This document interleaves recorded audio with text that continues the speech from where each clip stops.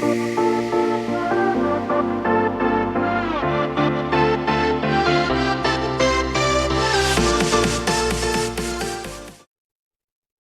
we are. Dasc, what's up? Episode 10. 10. We made it. We hit the double digits, folks. Yeah, we did. It's a big deal. What's up? What's up? What's up? You almost missed my fucking saying. No. We got the what's up. Yeah. It's in there. I gotta do it again. You want to do it again? Yeah. What's up? What's up? What's up? I thought I was going to do it this time. You want to? No, I can't do it. Hell yeah. Anyways, what is up? We got some big things to talk about today. Would you say that today is big potatoes? Definitely some big potatoes. No small potatoes? No small potatoes today. All right. Yelena would be involved. I'm just checking. Big potatoes. But as always, we have to start off with our Drinko selection. Yep. Which today we have Cold Harbor Juice Freak. Juice Freak, yeah. We'll get that out in about 2 seconds. I'm excited for this one. Yeah, I mean, I always like a good beer, so we'll see how I never had it before. I don't think I've ever had anything from Cold Harbor. Me neither. So, we get that. Of course, little Summerslam results and the week after Summerslam. Yeah. There's a couple things to talk about that happened this week in wrestling and WWE. And, of course, I would say the biggest one is Spiderman Brand New Day. Biggest movie of the year so far. Yep. Crushing numbers. Crushing it.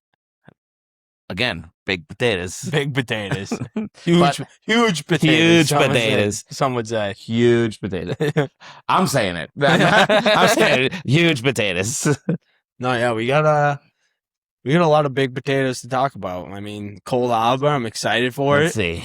I love a good beer. So Here we go. Cold Harbor Juice Freak. There and you then go. SummerSlam. Would you say SummerSlam is the second biggest pay-per-view of the year? Yeah, it's close to WrestleMania than SummerSlam, obviously. Yeah. Oh, you know what? Some people put Royal Rumble. Before I screw this up, let me see this one back. Yeah. Yep. I gotta go run. I gotta run. You stay here. What movie did you watch? Masters of the Universe or Apex that I gave you last week? I watched Masters of the Universe. I saved it. I liked it. I enjoyed it. It wasn't great, though.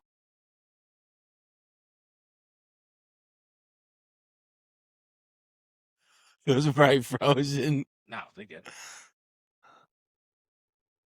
No, yeah. Masters of the Universe. I enjoyed it. Yeah. It was funny. It was good. I saw it in the theater, so it's a little different. But I was thinking that as I was watching it, I kind of wish I saw this movie in the theaters. Yeah. I figured you would. You know what's funny is I knew you were gonna say that. I felt myself not getting into it as much as I felt like I should have. Yeah. I felt like it kept losing me at some points. And I'd be like, all right. And then it'd bring me back. Yeah. The action was great. The visuals were great. But there was like some points where it felt like it dragged. Yeah. And that's where I feel like I was like, I wish I saw this in theaters because I suck sometimes when I watch movies at home. The phone's right there. It's tough. Yeah. And when you're in the theater, it's a lot different. I never go on my phone in the theaters. I got movie theater etiquette. Movie theater etiquette. That's true. That's true. They do tell you what's her name comes on the screen every time for the movies. It's like one of my favorite parts. What's her lady? Did you fit the whole thing or no? No, never. It's never gonna happen. They lie to you. The glasses are not the right size. I don't know what to say.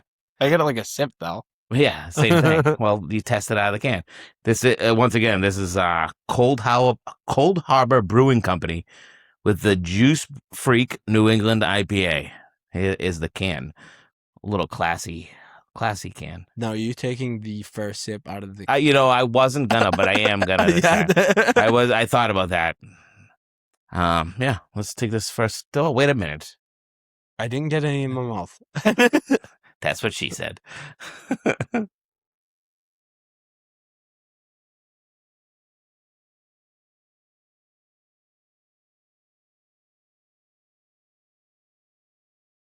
I feel like that was a tasty sip. Where's the tasty sip?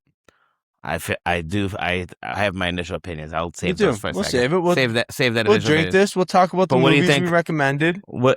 This is out of Westborough, Mass. So Cold Harbor Brewing Company, Juice Freak New England IPA out of Westborough, Mass. 6.5%, huh? 6.5%. Yep. Kind of doesn't taste like a 6.5%, really. Really? You think it drink does? fresh beer. That's what it says. You think it does? Let me get another sip in. I mean, 6.5 isn't Let me like get another sip out of these Dasc glasses. pretty sweet glasses, though, huh? Pretty sweet. We gotta get that. I told you this last time. We gotta get That's What's Up glasses. But go ahead with the Masters of the Universe. Yeah. So, no, I enjoyed it. It wasn't bad. I didn't think it was great. Thought it was funny. I thought. What did you think of Skeletor? I was just gonna say, I thought Jared Leto as Skeletor was my favorite part of the movie. Right? He did a really good job, and just everything about it was funny. I thought he crushed it. He had some good one-liners. Yeah, He had yeah. a couple again, I told you I was gonna incorporate it when I first watched the movie, reviewed. I gave a partial review because you didn't see it yet. I said gonna incorporate a little butt worm into my vocabulary. I thought that one was good. No, that was good. But like I said, I do wish I saw this movie in the theaters. Yeah, definitely a theater experience movie in my opinion. But only because it just at some points it felt like it dragged. But things like that, especially that style of movie, because seems grander on the big screen. It was a pretty long movie. It was like 2 hours and 40 minutes. I think they had a lot to tell in that movie, though. No, they did. That's the reason there's no backstory. I think they could have cut out some of the beginning though, and then I agree, and then some of the middle. Yeah, it's not a great movie. No, yeah, but it was enjoyable. No, I enjoyed it. The action was very good, and I thought Idris Elba. I thought he did a great job. I loved him in that movie. He was good in that movie. Yeah. Because he's like he's one of my. He's like the general guy or whatever he is. I just switched my movie unless you've already seen it, but I switched my movie. We'll talk about this obviously way later. Well, later. That's the end of the thing. I switched it because he's one of my favorite actors from the movie. I will now be recommending you. Yeah. Okay. Whatever. But you might have already seen it. So. But yeah, I don't know. I don't remember. So I don't know what you're choosing. Yeah, I enjoyed it. It wasn't bad. It wasn't good. Well, it was good, but it wasn't my favorite movie of the year. I would say it's above average, but it's not great by any means. It's above average. But would you say it deserves a sequel? Yes, but I don't know how it did in the box office. Didn't do great. It didn't? No. Did it lose money? Yes, but Amazon has a different I know model. Because if it crushes it on Prime, it's fine. I think it is crushing it on Prime. So if it crushes it on Prime, they're fine. Yeah, but that means it won't get a. It might just go direct to Prime, which I don't know if I love that. I hate that because of what I said. Yeah, it looks better on the big screen. It would be better on the big screen. I agree, but yeah, I'll take a sequel anyway I can get it. So no, I'll definitely. I want a sequel. Yeah, I would, especially with the end credits. You know, you're kind of expecting. Like you're teasing a sequel. Yeah, you're teasing a sequel. The way I don't know. If you're not gonna have a sequel, don't do the end credits. No, yeah. Like if you're not guaranteed a sequel, like you know what I'm saying. I don't know, but you watched Sinners, right? Sinners, yeah, with Michael B. Jordan. Yeah. So I don't know if you told me a little bit about it last week. I really don't. The tequila got to me at the end. The tequila got to both of us. So I don't know if you gave me any details about the movie or not. Yeah, I don't think I did. I don't think you really did. So I don't think I wanted to. And I know like I said, I remember seeing the trailers, but like that was like almost a year ago, over a year ago. Came out last year. So I didn't see it. So I just put it on. Like, man, let me put it on. Yeah. I didn't look anything up. Nothing. Just put it on. No, wasn't the movie that I totally expected, I guess. So like it starting, and I won't lie. I have to watch. I remember when I saw it in theaters. I wish this is another 70 millimeter IMAX movie. I wish I was able to see it in 70 millimeter IMAX. Yeah, that would probably be cool. Yeah, but I wasn't able to. We don't really live that close to any. But from the trail, they didn't really like tease anything in the trailers either. So when I went to the theaters and saw this, not what I expected. So I'm like watching it. I'm watching it and I'm going, okay.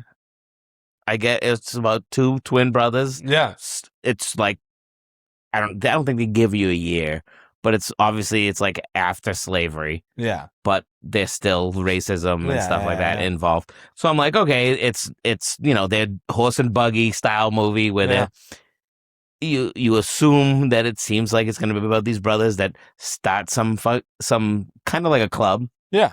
That and some shenanigans is gonna happen. That's the way I came about. Like I was like, oh, something's gonna happen. This racist white guy's probably gonna show up. That's what that's what I thought when I'm watching the movie.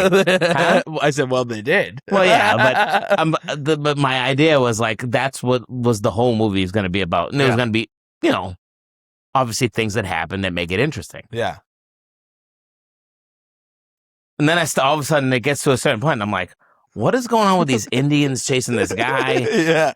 And I'm like, I don't understand what the hell's going on. And I'm like, this guy's got burn marks or something on him. I'm like, what's happening here? And then right away I was like, no, it's vampires. I was like, and then I was like, this is awesome. Because I like that, like horror. I like vampires. Because I thought when I went into this movie, I mean, this is a year ago now because I saw it in theaters, but I had no idea about vampires. But one of the things I did think was cool about it was like, oh, like what you just said, like what is going on? But the visuals and like how they explain stuff is like, oh, like it's vampires. Like, but it's cool how they like lead up to and even before knowing the vampires, it's vampires. To be honest with you, even before the vampires, the stories of everything else that was going on was good. Yeah. You know what I mean? Like, the brothers. Where they went with like how they came back. What mafia gangsta? Capone. He was working for Capone. Right? Yeah. They were supposed to be working with Capone. They went and did something with Capone in Chicago. Capone, maybe. So the idea is that they might have screwed. They put the Irish against the Italians in Chicago. Yeah. That's the idea, that they robbed from both and made them think it's the same thing. Yeah. But you didn't find that out until almost the end. Yeah.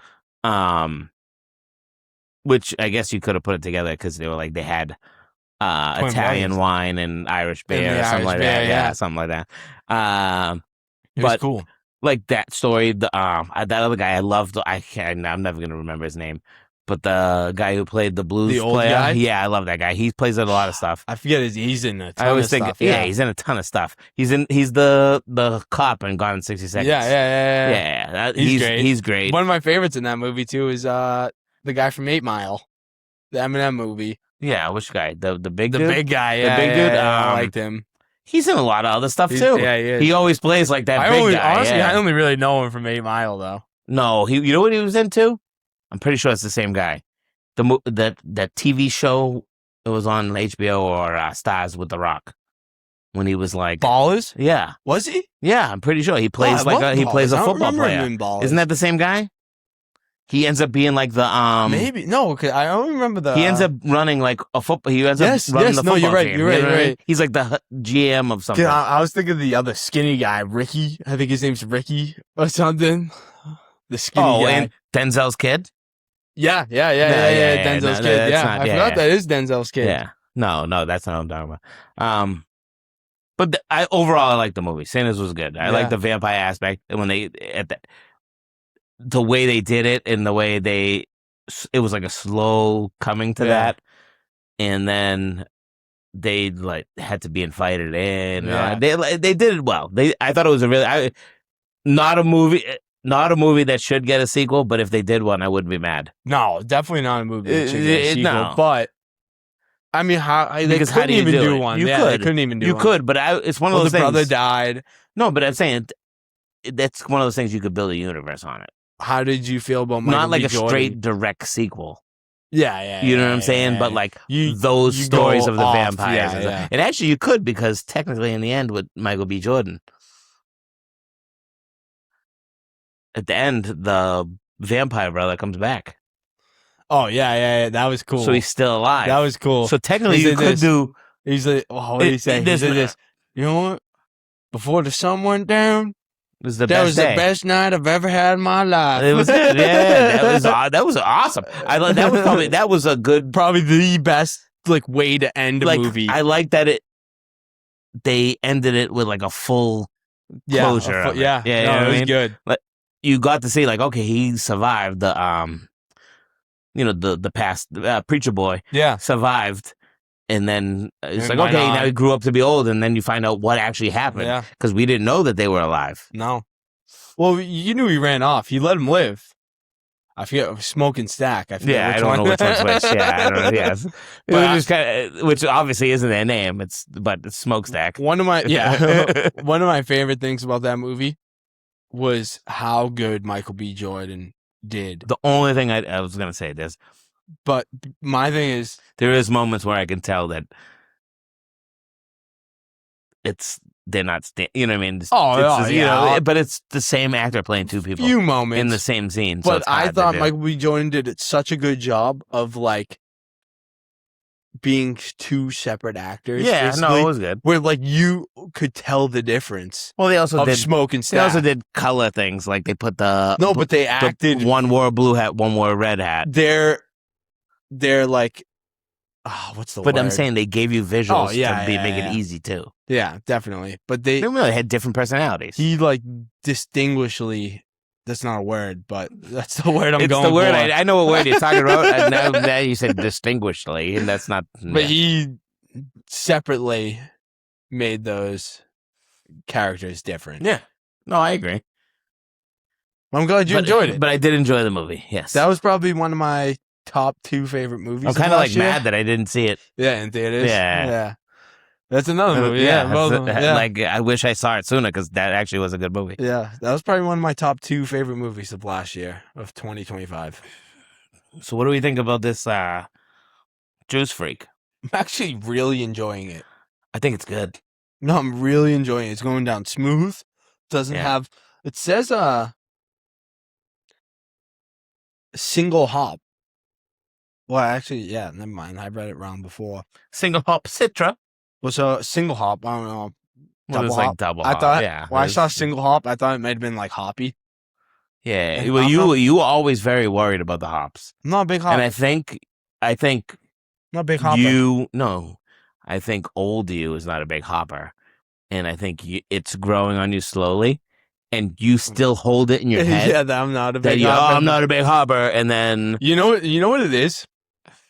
In school 5 years ago now, whatever, however long ago, we did a brewery tour. Yeah. And we went in the back and we tried a hop. Like a singular. You just had like a hop. It was like a looked like dog food. We tried a singular hop. And that was gross. Like, it was gross. I don't like hops. Yeah, I was like, so I think ever since then I've been like, hops are terrible. But no, I think you secretly, you kind of like hops. I think secretly, I'm a hopper. You know, the funny thing is people talk about this thing, and I know somebody's gonna be like, "You're gonna review beers and not even really know like what a hop is." Yeah, I'm not a connoisseur. No, I don't care. I go by what I judge. I taste it and I go, yeah. Whatever my taste buds on these tongues are, that's what I like. Yeah, like I'm not. I don't know. I'm not like those things don't matter to me. Now, where'd you Cold Harbor? You said that I'm pretty sure they got a good amount of different beers, right? I believe they had a good selection. What do you think of the can? I kind of love it. So here's what the name throws me off to the can. Yeah, no, not at all. Because to me, this can almost they're running a Cape Cod type of. Yeah, but this can feel looks a little classy. They're running a Cape Cod type of feel. But it's called Juice Freak. It doesn't, to me, it seems like it should be like.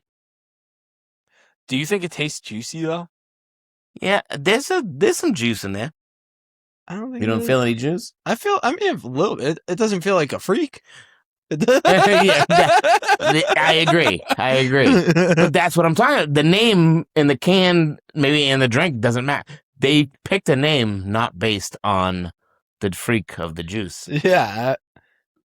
But I do like the can. I like it's kind of simple. I like you know what I really like? Underrated feature of the can that won't be able to see on camera. But I love the little blue outline of Cold Harbor. There's no way they're seeing that. No way, but I kind of love it. I could probably do a zoom in, but that would take I'd have to. Yeah. Yeah, it has like a light. Like a Cold light. Harbor is in blue, dark blue. Yeah. And then it has a light blue around it. It's a glow, a shadow. Yeah. You'll have to buy it to find out how light blue it is. Which camera, huh? But no, I'm enjoying this right now. I'm about to go for the last sip.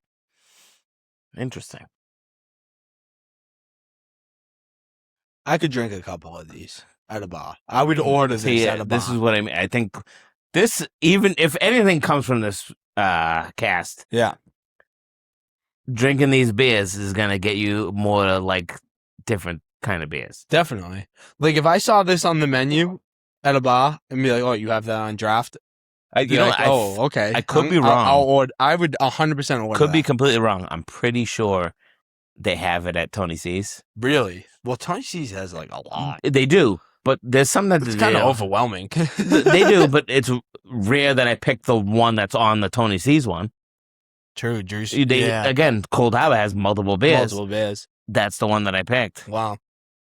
Well, next time we go, I would 100% order that again. It was actually very enjoyable. Kind of surprised how enjoyable it was. Where am I going to go with this? I want you to go first, though. I'm going first. I'm 100% going first. Are we doing a drum roll? Or? Yeah, always, bro. I've been getting a lot of hate on my drum roll. From your girlfriend. Yeah, well, guess She's what? like, put that tongue away. Sorry, it's coming out.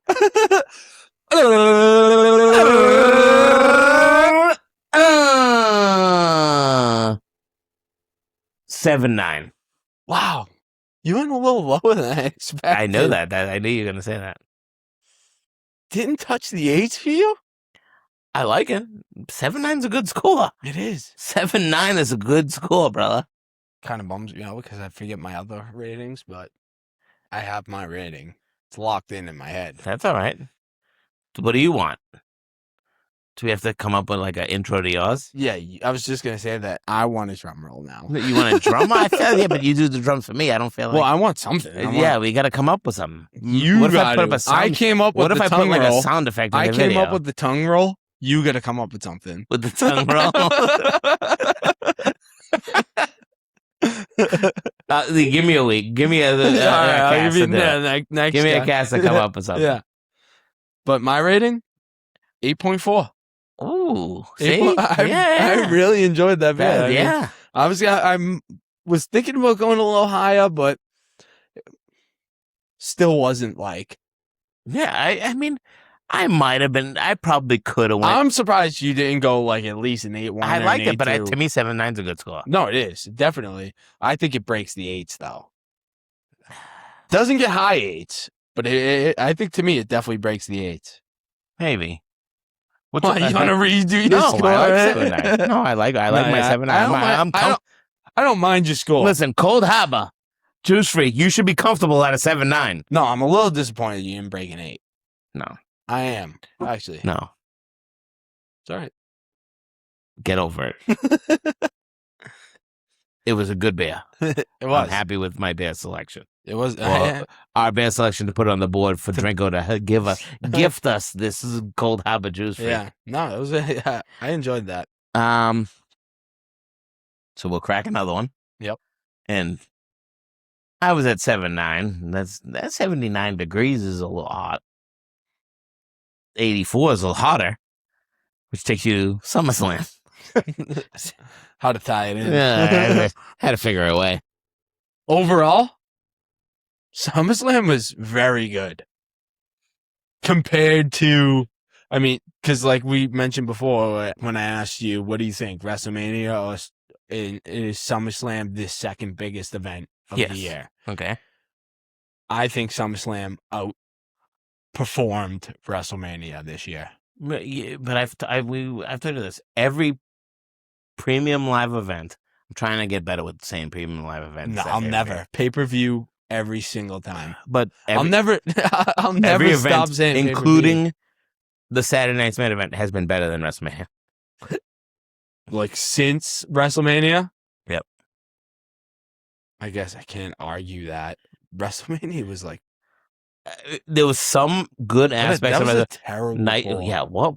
Drink it. It's gonna. Oh, Kelly Clarkson. Oh my god, that was like the worst pour I've ever had. Why would you not sip it?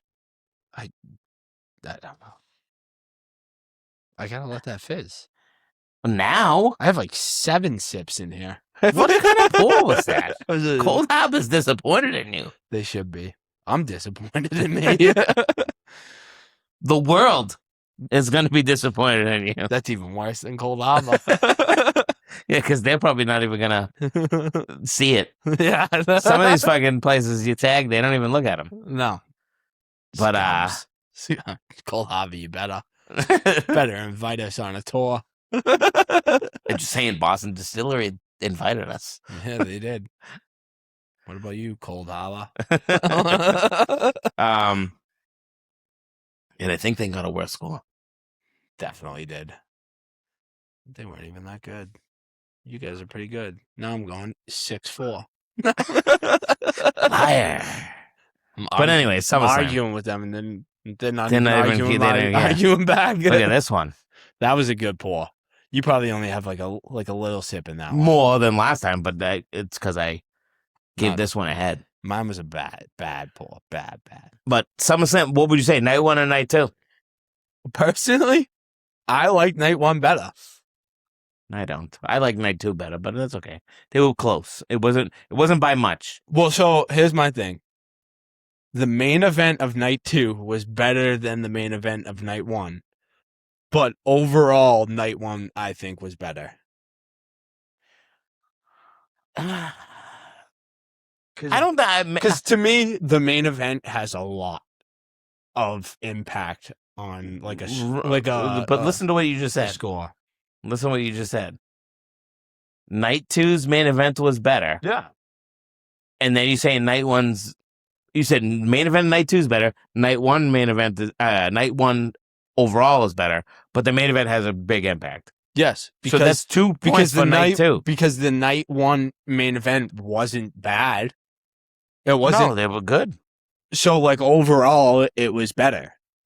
Well, first of all, it's not like the night 1. It's not like the night 1 main event was like, oh, that was terrible. Like, all right, so you know what I mean? You want to start at the top and work your way back, like top of night 2 or top of night 1. The main events will just start at the end and work down. I'm in. So hit him with the big impact. Hit him with the big impact. All right. So what was better? We talked about this. You got where I went. Oh shit. We talked about what was going to be. I took. I forget my predictions. I took Pumpkin Reigns. You did. I did. I think I took Cody Reigns. You did. You went 2 for 2. I went 2 for 2. Once again, I predict the wrestling. I thought Cody was going to do it, but now I'm kind of hoping Cody finally goes on his little heel turn. No, he's not going to. He's not going to go on his heel turn.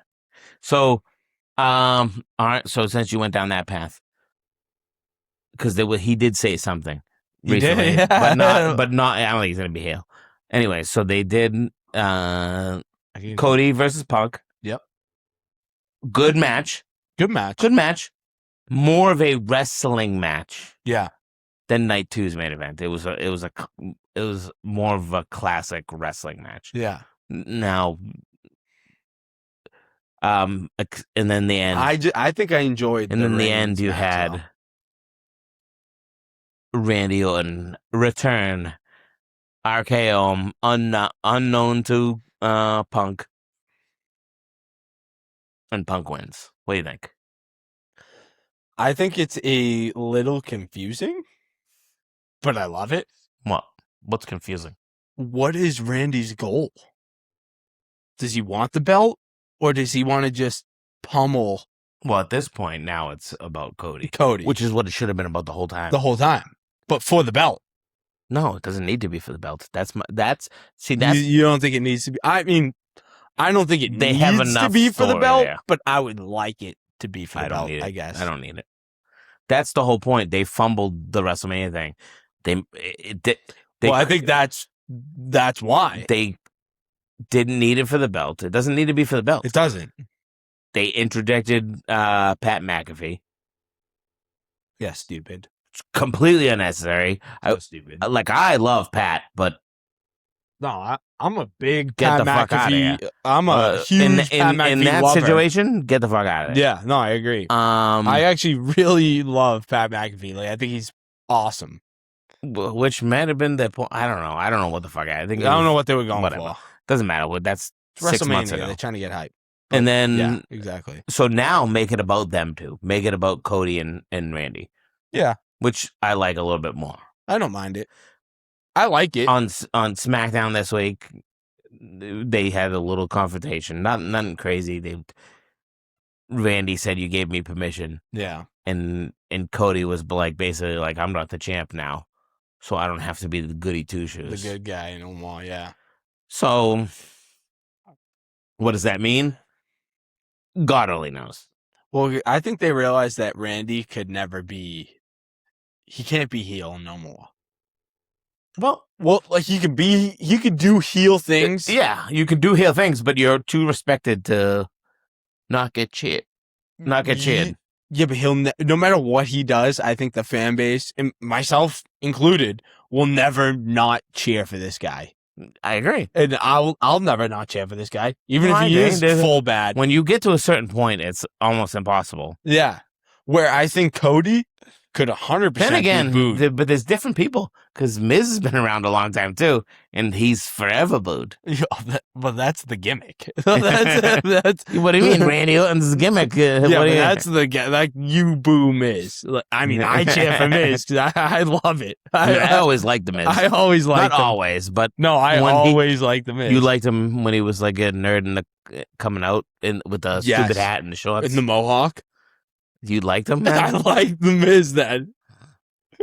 You must have liked. You know why? You must have liked. You know why I like the Miz? What? Because he's the Miz and he is awesome. Okay.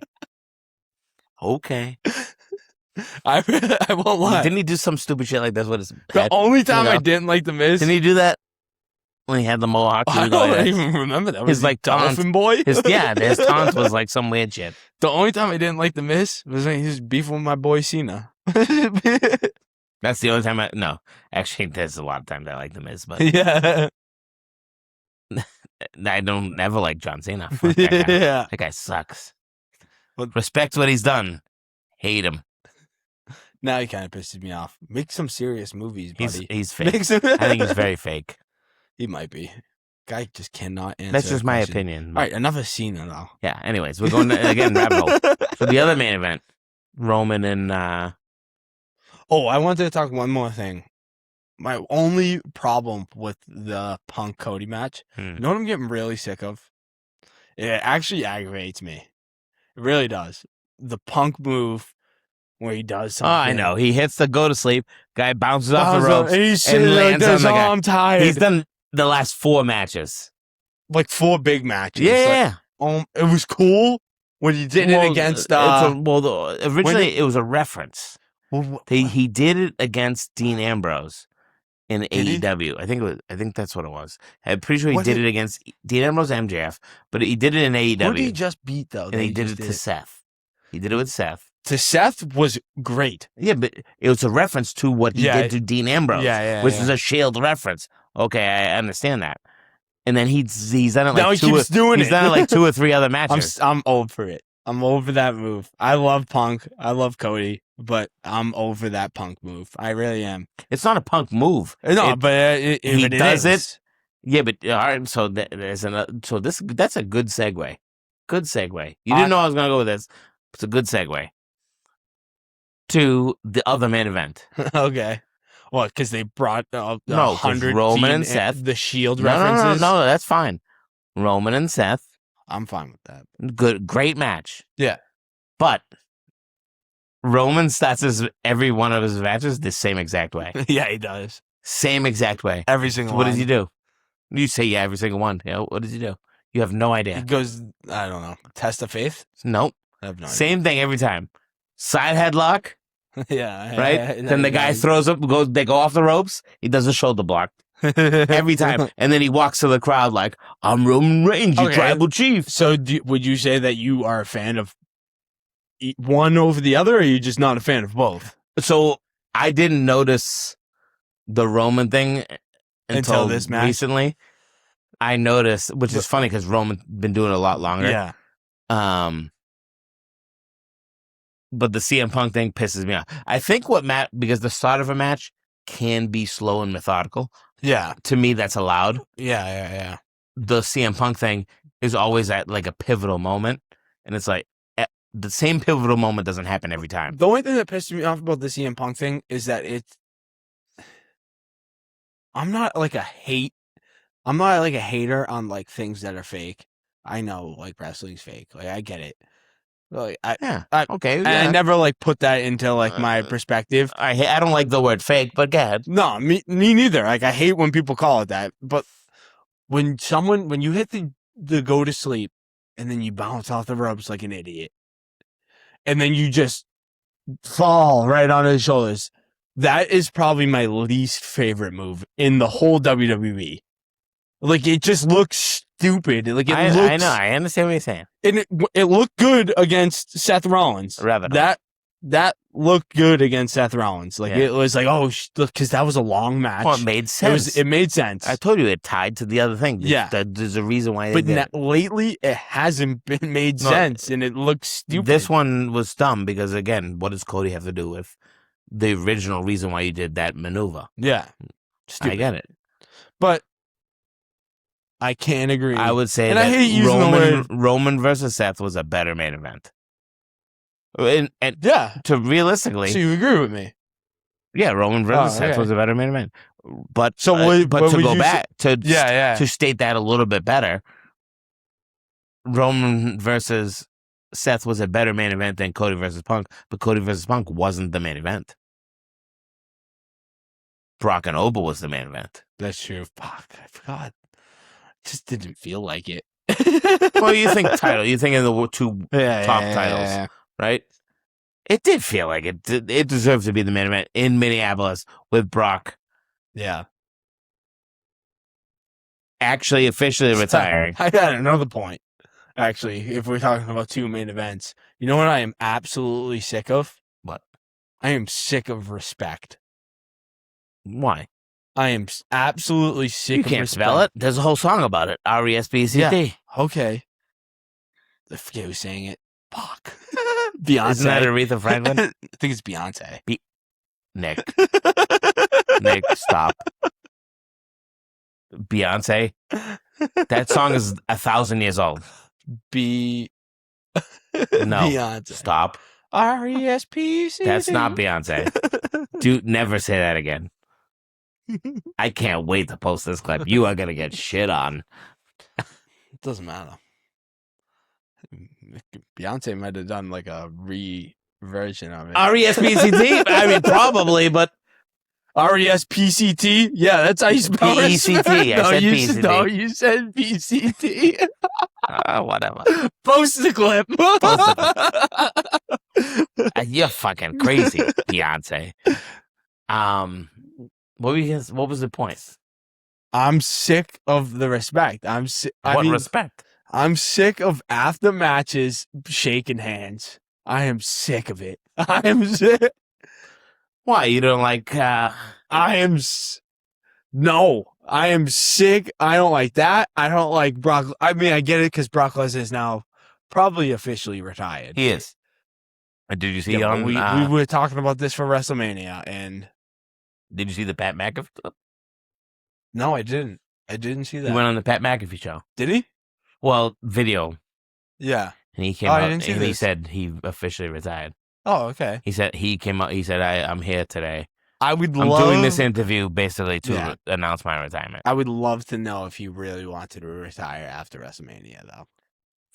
I don't know. Who knows what he said? He talked about it on the Pat McAfee show. He said something along the lines of he was gonna. He felt like he wanted to retire, and that was real emotion.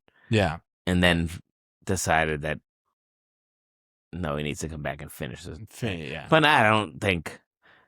Yeah. But I still think there's a chance he shows up. Saudi. I still think he's gonna wrestle at WrestleMania. But either way, I'm over the respect thing. I don't want respect. I want, like, to me, to win the WWE Championship should mean everything to you. No matter how many times you've won it before. I understand, yeah. You should want that belt, no matter what belt it is. You should want that belt more than anything in your life. I understand. You should not lose a match and be like, you know what? Yeah, but you don't. That's a 12-year or you beat me whatever amount of year story. But for both, I'm saying, and I know Brock and Oba wasn't for a belt, and I know the only exception for me is that Brock retired and he's like this, like, this is the past, this is the future. Yeah. Respect this guy. I get that. I completely get that. But I feel like it's been happening a lot. Like, without this Roman Seth match. I think a lot of the... I feel like other matches have ended you don't like realize it as... I don't think you realize it. A lot of these guys that are showing the respect... Like, I feel like you should lose a match and be like this. You should come back out on Monday Night Raw and be like, I want my rematch. Correct. Like, screw you. I want my rematch. I think you're misunderstanding. I think the time frame of these guys that we've seen in these main events. Yeah, I get the whole Shield thing. No, but what I'm saying is a lot of these guys, they've been around for 10 plus years. It's a long time. I know all three of those guys to us don't sound like a lot. All three of those guys, Brock, Seth, and Roman, Hall of Famers. Yeah, Brock, Seth, Roman, Randy, Cody. They're all going to be Hall of Famers. Punk, yeah, they're all going to be Hall of Famers. Oh no, I get they've been. But I'm saying, and they're Hall of Famers right now. If they retired tomorrow, they're Hall of Famers. Hall of Famers. Next year at WrestleMania. Like, you could do that. Yeah. My point is, I get that. That's the reason why there's all this respect stuff here. In the past, guys that you're thinking of, my opinion, guys that you're thinking of that, like, maybe you've seen retire in a grand way, that I could think off the top of my head. Stone Cold didn't have oh, hey, Rock, I love you. There's only one. When he retired. There's only one that I can think of. Stone Cold just got pinned and never saw him again. There's only 20 years. Well, he saw him, but not in wrestling. There's only one that I can think of, and he wrestled 17 times after. Ric Flair? Yeah. Well, that doesn't count. Because Shawn Michaels versus Ric Flair was, like, emotional. Was like right. But there was the respect there, too. Yeah. But that was the story. Literally was like, Ric Flair, I love you. And then kicked him in the mouth. The storyline was respect. Stop. Yes, I get it. But the storyline between Seth and Roman is not respect. Right, but he beat him into him. I guess. I mean, I love the match. I thought the match was a great match. I'm not shitting on the match itself. Like, Roman versus Seth, I thought it was phenomenal. That's what we're going to do for SummerSlam. A lot of matches on the card. A lot of matches on the card. I did write them down because I didn't want to forget anything.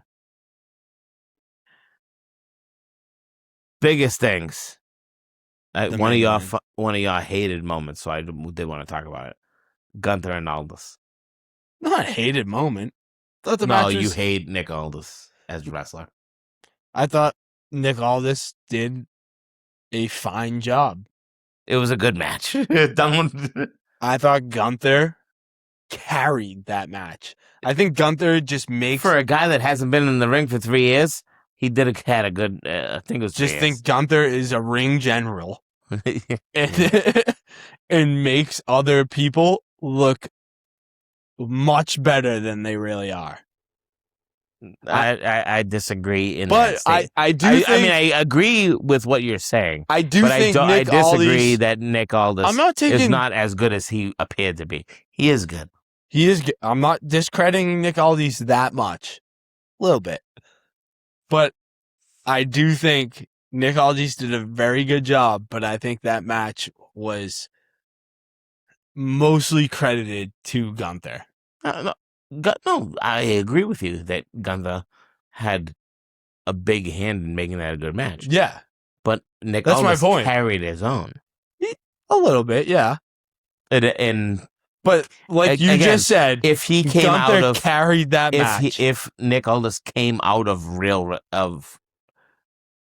retirement, so if you went back to the ring, am very happy. I'm very happy for Nick Aldis. I'm happy that he did his thing. He got his moment. If he did a good job and he got reinstated. If he was able to stay in the ring, I think within 3 months of consistent ring work, he would be back up to snuff. Probably.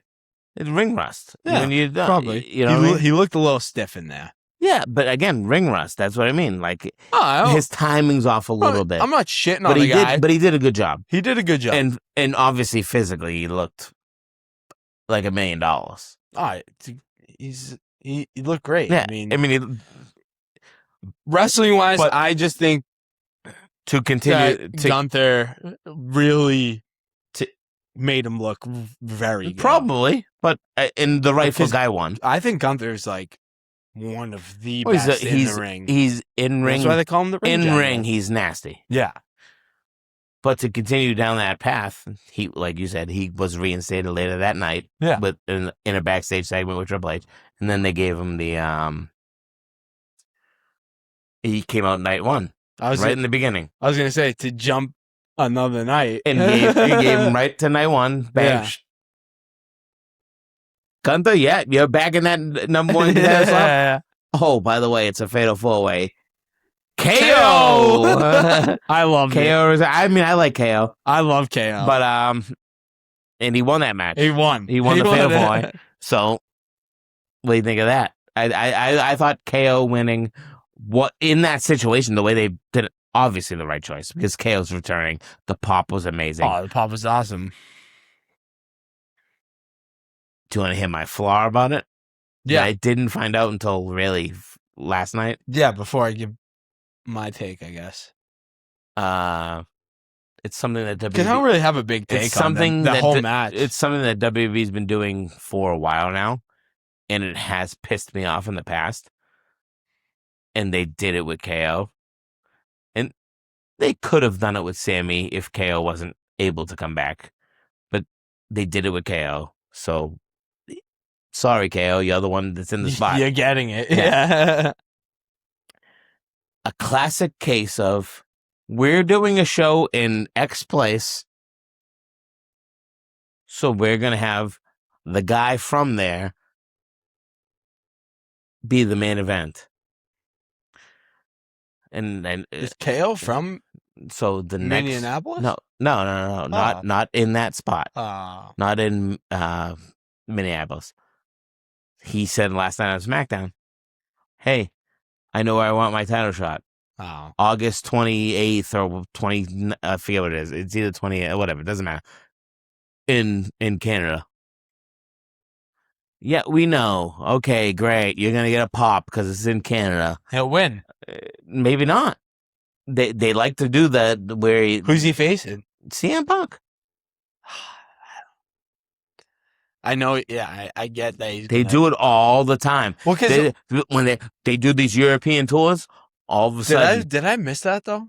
Last night, it was last night on SmackDown. Oh, he picked CM Punk. No, it's not pick. It's not. No. It's for that championship. Okay. It wasn't like a Royal Rumble. Yeah, no. Okay. It was for the. I wasn't sure. It was the number one contender. I missed it. I didn't. I won't lie. Didn't watch SmackDown, so I didn't know. So, but they do that all the time.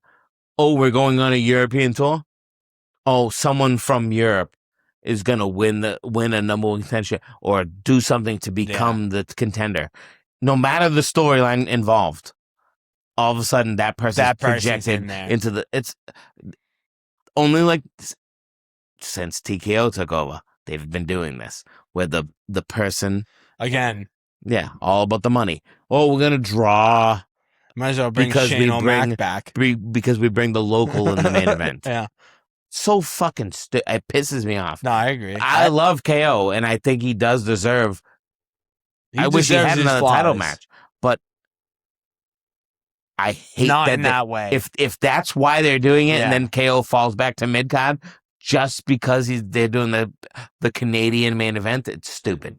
No, yeah. Then so you're right though. Like, to be honest, does KO deserve a belt like that right now? Realistically, you look at KO's career in WWE. Yeah, he should have had another title reign already. Already, yeah. It's stupid that he hasn't. Then who? Think about it. The main event. I kind of hope he wins. Again, nobody beat Roman. Yeah, but there was a time where he should have beat Roman. He got screwed with the Goldberg title reign. Yeah, I forgot about that. He got screwed with the Goldberg title reign. I forgot about that. He beat Stone Cold. I mean, sorry, he didn't beat Stone Cold, but he faced Stone Cold at WrestleMania. Bro, you brought like everybody's favorite wrestler back in the main event and got him to wrestle. Yeah. Like, nobody's been able to do that. You deserve your flowers, bro. No, you should. Yeah, it's not. I've always loved KO. I got nothing bad to say about him. I've had this comment. I think I asked Bill this yesterday. Big Bill. I think I asked him, who do you think's better on the mic? Who? KO or Punk? Punk. Don't care. Punk's I think if you let Punk's KO, good. I think if you let KO off the leash, he's been leashed. He's good. KO's good. Punk's goated. Punk's goated. Come on. Because yes, I agree, but because he's been given the free reign. What'd Bill say? He agreed with me. KO? Yeah. No. Come on. It's a good take. It's not a bad take. I think he agreed with me. I don't remember. He said like what I said. No. He agreed with what I said. I'm not. What I'm saying, I don't remember if he. KO is good on the mic. Punk is goated on the mic. Yes, but what I'm saying is KO hasn't been given the freedom that Punk's been given. I guess, but does Punk even get the freedom? We'll find out. Does Punk even We'll find out. Does Punk get the freedom, or is he pipe bomb it? Well, let's see what KO does now. I guess. When you're going up against Punk, same thing with Drew McIntyre. Drew McIntyre was never at a. Drew McIntyre showed his all-time best when he was feuding with Punk. Well, that guy got snubbed. On the mic. That guy's been getting snubbed for years. But I'm saying on the mic. Yeah. He showed his best against CM Punk because he actually let loose. Yeah. Let's see what KO does.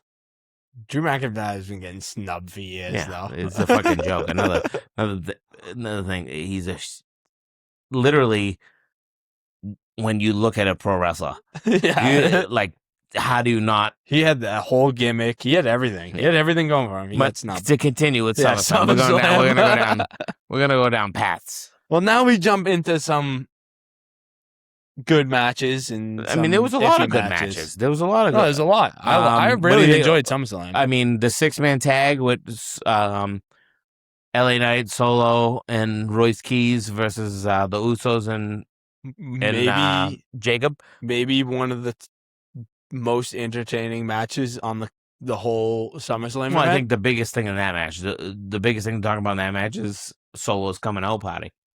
Yeah. I mean, running back. Him being a fan favorite, awesome. I think they found his thing too. But then I mean, because I feel like they tried to play him as a heel, didn't work, and now they're playing him as a face, and it's getting so over. And I kind of love it. I said this. I don't know if he said this already or not. But a few weeks ago when he was making fun of Jay. Yeah. When he did the this is your warning shot. Pow. Yeah. And for Jacob, not Jacob. For Solo, he came out and was like, pow, pew pew pew, pow. Yeah. To me, is very rockish humor. Yeah. No, it is very rock-like humor, which we'll see where that goes. But I think that was the biggest point of that 6-man tag. Definitely. LA won. I mean, got the pin. LA Knight's probably one of my favorites. LA Knight also had a great promo on Raw, I think. How about shout out? I gotta give a little shout out right now. shout out Jack. He pointed it out, and I have to agree with him. Jack, that's 2 weeks in a row. Jack had shot. He's gonna 2 weeks in a row. Shout out him. He pointed it out, and I have to agree with him. What a sell by Jey Uso from LA Knight's finish.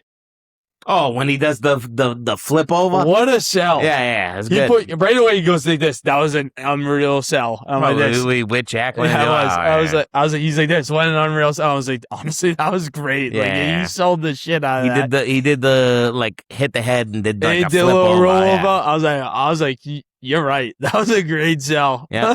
No, that was good. Definitely. I mean, those are the 3 biggest things in that match. One great thing that we loved Liv winning. I'm just a Liv Morgan fan. I'm a Liv Morgan fan, but I think it shocked me because I was adamant that we've talked about this for now how many weeks? Yeah, I mean, it was stupid about Io Sky winning the King of the Ring, and we said she had to win, and then she lost. And I was very happy about it because I was like, yes, Liv gets to continue her reign as the greatest of all time. I love it. But as Becky on Raw, would say, Becky came out and said, listen. The worst. No, but she also said that she's going to beat her and whatever. I think she said something about, she used her own line and said something about, not everybody, a lot of people are saying it, because Becky Lynch is actually doing a Trump impression if you haven't figured it out. Really? Think about it. Becky Lynch? She's doing a Trump impression. I don't see it. Oh, when she's a bad guy. Now she's making the turn to be a good guy against Liv. So maybe it might go away a little bit. First of all, think about what she says. I love Liv Think Morgan about the thing she says. as champion, but yes, I like Becky. I think Becky Lynch is just Think about awesome. what Becky says. She comes out. Yeah. She talks about how she's the best. Yeah. And then she says things like, she'll go, I'm the greatest woman wrestler of all time. That's not just me saying it. Other people are saying it. Yeah. I guess Trump. Sports Illustrated is saying it. Trump said it before. Bleacher Report saying it. I can't lie about right? that. Now, if you gave her the Trump tone, yeah, it's Trump. She's doing a Trump impression. Maybe. You just don't hear it because you hear an Irish woman talking. Yeah. That's what it is. But she's doing a Trump impression. Maybe. I don't think she is, though. I'm telling you. Go back and listen to it. I don't think in her head she's doing it. I think so. I think you might 100%, think so. I 100%. If you heard, there's been other examples. There was one promo I wish I could pull it up if I knew which one it was. I looked back and looked at it because I was like, this kind of, I caught on, and then I went back and looked at other promos, and I was like, this is it. She's doing a Trump impression. Maybe she just doesn't acknowledge it because it's not about that. It's just a good way to get heat. Yeah, maybe. But I do like her coming back now. Stephanie McMahon came back also. Yeah. Have they teamed up? It's kind of like maybe enemies of the same culture, that type of thing. I mean, I think so too. I agree. There is two. I don't think they're like teaming up. Yeah, but I think. Think about it. There is 2 belts involved. I think they both are going for Liv's world title. Yeah, but technically, Raquel is the IC champion. So there's 2 belts for 2 belts. I don't know. We'll see. What else happened on SummerSlam? Danhausen, Dom Mysterio. Terrible. You can take that match, put it in the toilet, flush it. Well, I'm just pissed that Dom Mysterio is You're just AAA. I believe he's like the world champion at AAA. Yeah, he's like the #1 champion in AAA. You're fighting this guts fucking Danhausen, which I again agree that there's a place for him. I'm over Danhausen, but the last 2 things. It's been 6 months and I'm over Danhausen. The concert that he had with Joe Hendry. And that's where he should stay. And the human money's on a pole match both were terrible, in my opinion. Yeah, but he should stay with people like Joe Hendry. No, I like Joe Hendry. I like Joe Hendry. I believe in Joe Hendry. Yeah. I couldn't clap at the time. But stay with people like that. Don't put my guy Dom Mysterio in matches like that. So we could skip over that match easy. Right. So I think the last big match. My girl. Well, Corbin beat your boy Trick. I know. Lil Yachty got thrown through a table. Yachty went through the table. Corbin beat him. I think Corbin deserves it. You might disagree or not agree. No, I agree. I just want to know what's going to happen now with Yachty. He went through a table. He'll be back. With Trick? Yeah. Do you think Trick kind of turns on him, though? No. I just think he just went through the table. It's no big deal. I want Yachty to stay. He's going to stay. He'll be fine. And then, like you said, your girl in the interim women's champion. I love Chelsea Green. I'm so happy for her. Chelsea Green. I am so happy for her. And first, that match was a very entertaining match itself. It was a good ladder match. It was a good ladder match. Great ladder match. Tiffy did great, I thought, too, in it. Well, it's kind of a callback because Tiffy threw Chelsea out the ladder. Yeah. So now, reverse. Chelsea, not... Again, you have to do what you have to do to win the match. Yeah. No, I'm so happy for Chelsea Green. And the only thing I hope, don't Sami Zayn her. What's that mean? Don't let her lose the belt in 2 weeks. Well, she's interim champion, so I think she's going to hold it. She's interim champion, so when Rhea comes back, she's going to be like, bitch. What happens if Charlotte Flair was like, oh, I want a piece? She's caught up in Cargill's. Yeah, true. I just hope Chelsea Green can hold it for some time. And let her. I love Rhea Ripley. Let her beat her when she comes back. That would be great. It would be let her beat her. Well, Rhea always comes back and wins. So if she lost once, it's not going to hurt her. It would be interesting. She's it would be another one that's already. She's established. She can lose. Yeah, she can lose. She actually, to be honest with you, she needs to lose here and there a little bit. I was going to say she could lose. Let Chelsea Green hold this belt for a while. All right. So, like I said, I don't know. You said something, and I said Cargill. But last night on SmackDown, Jade Cargill was facing Charlotte. Yeah, I missed. I didn't watch. Jade Cargill was facing Charlotte. Alexa came back with like a brace or something on her arm, but she's been out. She's been out because of Cargill and BFAB and whatever. So she came out with the arm brace, pulled out the Lily doll again, which I was like, why are we going back to the Lily doll? And then the lights went out, like she still had mystical powers from Bray Wyatt. Yeah. But then Tatum Paxley from NXT appeared and attacked Cargill and friends. So I don't hate it. I just wish we got, like you said, Princess Alexis Bliss back. I just want Princess Alexis Bliss. That's all I want in my life. All I want in my life is just like a but you know what? The problem is Bliss. We need to get over Alexa Bliss. She's never going to be the same Alexa Bliss she was 5, 6, 7 years ago. That. You know what? No, she's never going to be. You know why? Because she's married now. It don't matter. So she's not going to. Was her husband saying go evil? Yeah. Go evil. Her husband's, what's his name? The tatted up dude, right? He's a singer. I can't think of his name. The tatted up dude. No. I don't know. Whatever. I don't even give a shit. I have no idea. I'm not marrying her. Big Cass came back this week. Yeah. Little bomb, but little excited. Attacked your boy Javon Evans. Yeah, I know. But not a super great reaction. The crowd was okay. You know why? Because they need Enzo Amore. They need him. But he's playing a heel. He's playing a heel right now. I get that. Enzo's not going to play a heel. I don't think the WWE universe cares about this guy unless he's with Enzo. Yeah, but in AEW, he's improved. Yeah, but tenfold. AEW, fine. I don't watch AEW. No, I know. No, what I'm saying is give him time. He's improved tenfold. In AEW, I'm excited for Big Cass. I'm excited for his solo run. Yeah, I know you don't watch AEW. He was in a group with Jericho.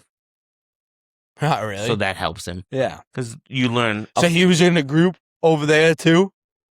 Yeah, he was in the learning tree with Chris Jericho. So what the hell though? That doesn't make me more confident in him. No, because it wasn't a big group. Yeah. It was him, Jericho. I forget who the other guy was, but it was him and Jericho and somebody else. But he did a good job. And he was you know what his name was over there? Big Bill, right? It was Big Bill. Big Bill. Shout out Big Bill. But we'll see what happens. Yeah. No, I don't mind Big Cass. But I think it does stink for him that when he was in WWE, Enzo Amore was just, to me, like he made that tag team. He made that group. Yeah.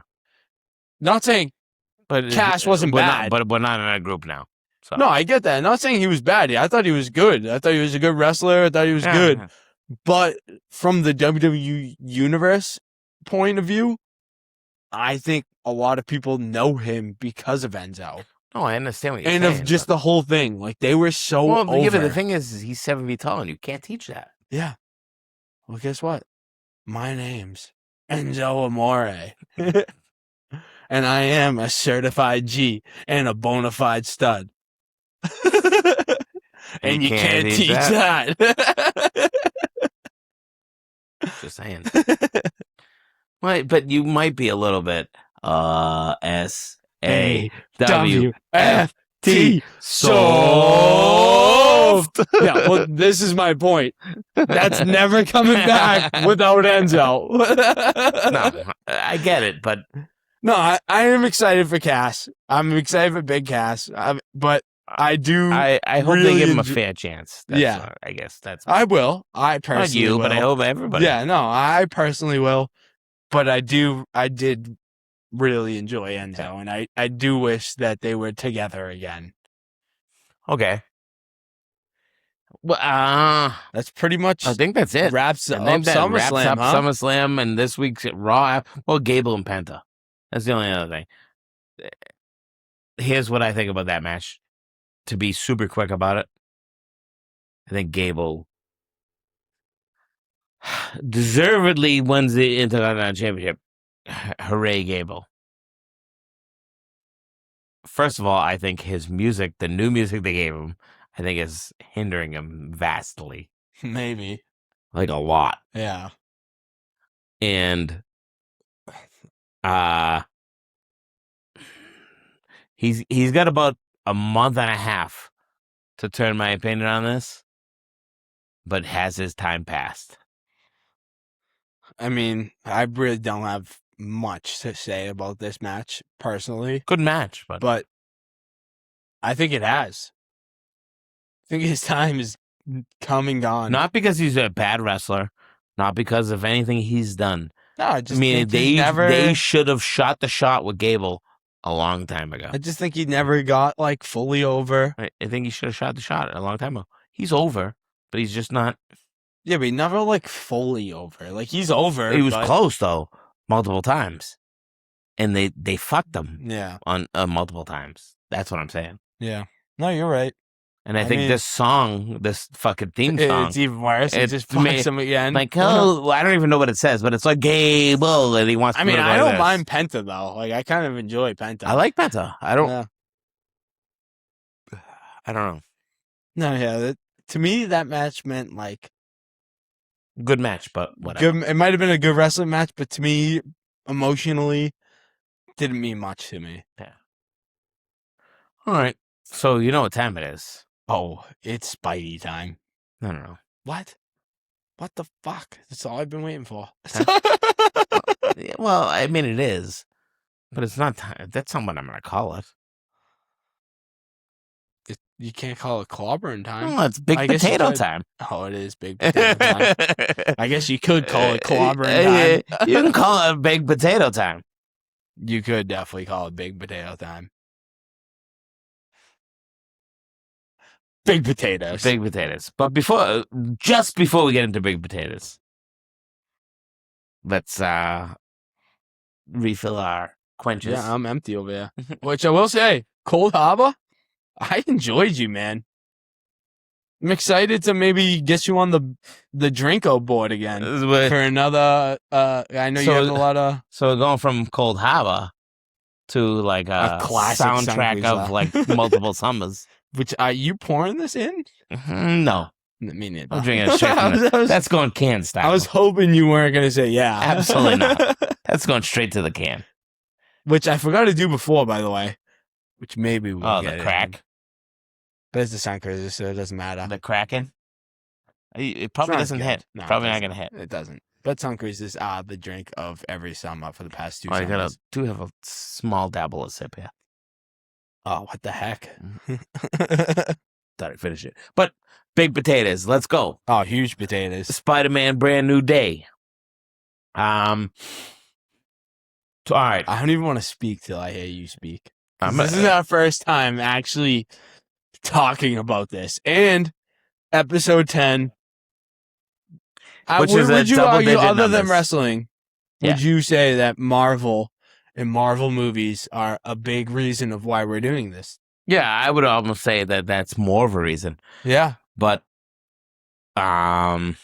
wrestling is the start of things, but Marvel is the continuation of things. This is our first movie, first Marvel movie. The first big...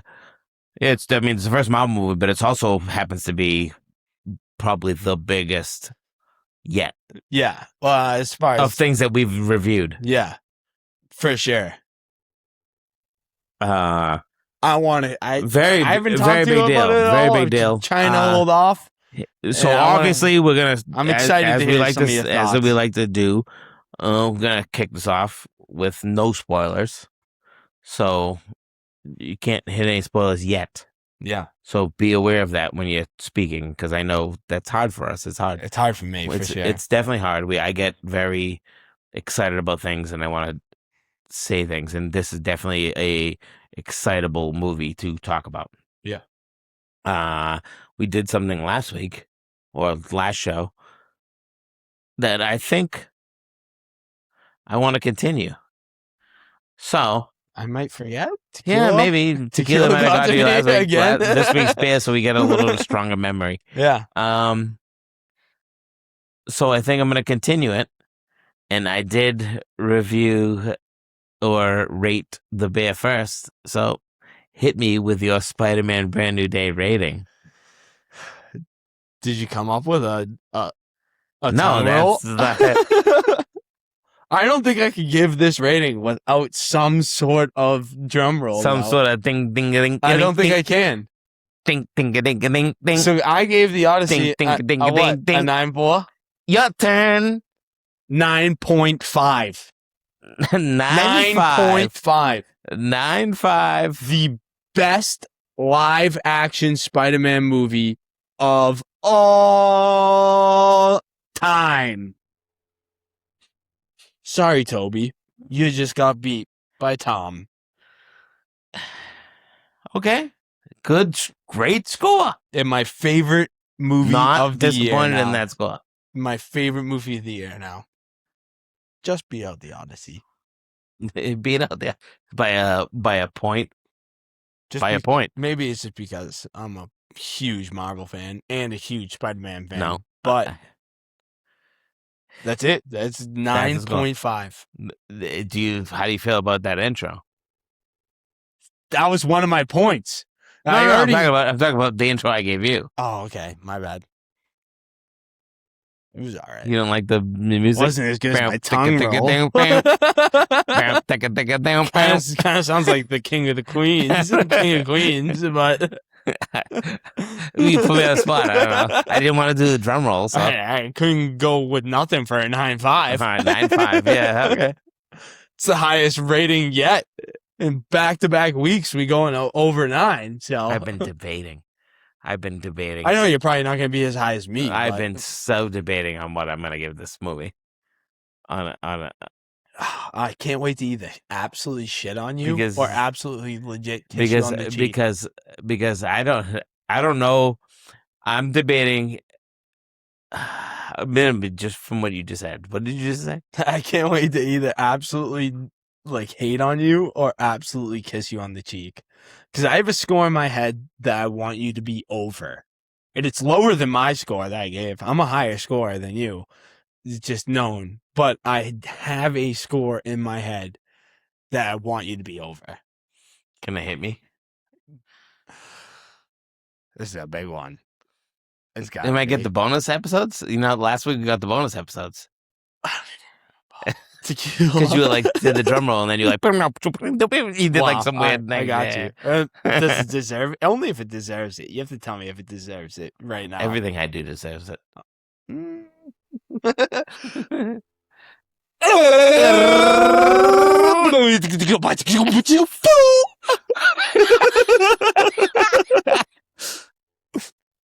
I am going for Spider-Man Brand New Day.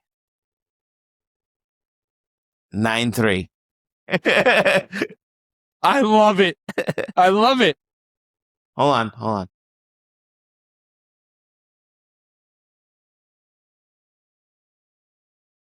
It was a kiss on the cheek. It was deserved. The score I wanted you to be above? 9. 9. I wanted you to be above 9. I wanted you to be above 9. Didn't care if you were lower than me. I needed you above 9. That's all right. I'm there. You said something. That's why I did. You said something. 9. I don't know if it was before or after you gave the score because now my brain. After. Now my brain. The score was first. It was after. Now my brain is. Best Spider-Man live action of all time. Of all time. Actually, no, you said of all time. I agree. Better than No Way Home. I agree. Better than Spider-Man 2, Tobey Maguire. No Way Home has the nostalgia factor. Awesome. Great. No Way. I mean, don't get me wrong. No Way Home is probably like a 9. There's a lot of things of No Way Home that I really love. This, to me, so Spider-Man Brand New Day, to me, pulled together everything things that I wanted from other Spider-Man, Tobey, Andrew, and Insomniac, that puts it all together in a way that was like, that's Spider-Man. That's Spider-Man. To me. That is Peter Parker. That is Spider-Man. Great job. And what you said that he learned from Tobey, Andrew,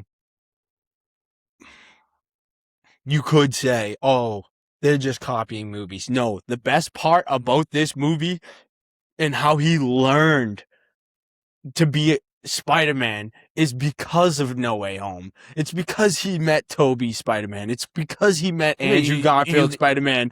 And he saw that these things he learned as Spider-Man. Now, and I guess that Tom Holland has a little bit of a cheat. I agree. You have the ability to look at the resources. To look at the resources, but I don't care. He got this and he learned perfectly.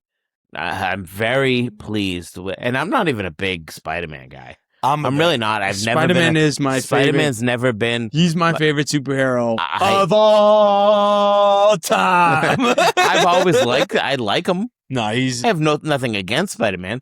It's just not. I was never a kid that was like, let me dress as Spider-Man as a child. That wasn't my thing. I almost went to the theater dressed as Spider-Man. No, it wasn't. It's just not what I was. But I think he had the ability to pull from a lot of source material. Yeah. But it wasn't like on the screen. I'm not even talking about source material like comic book wise. Yeah. I'm talking about on the screen. Things that worked. Things that visually. Mattered. Things that worked emotionally. Yeah. It all tied wonderfully together and sung a song that was music to my ears.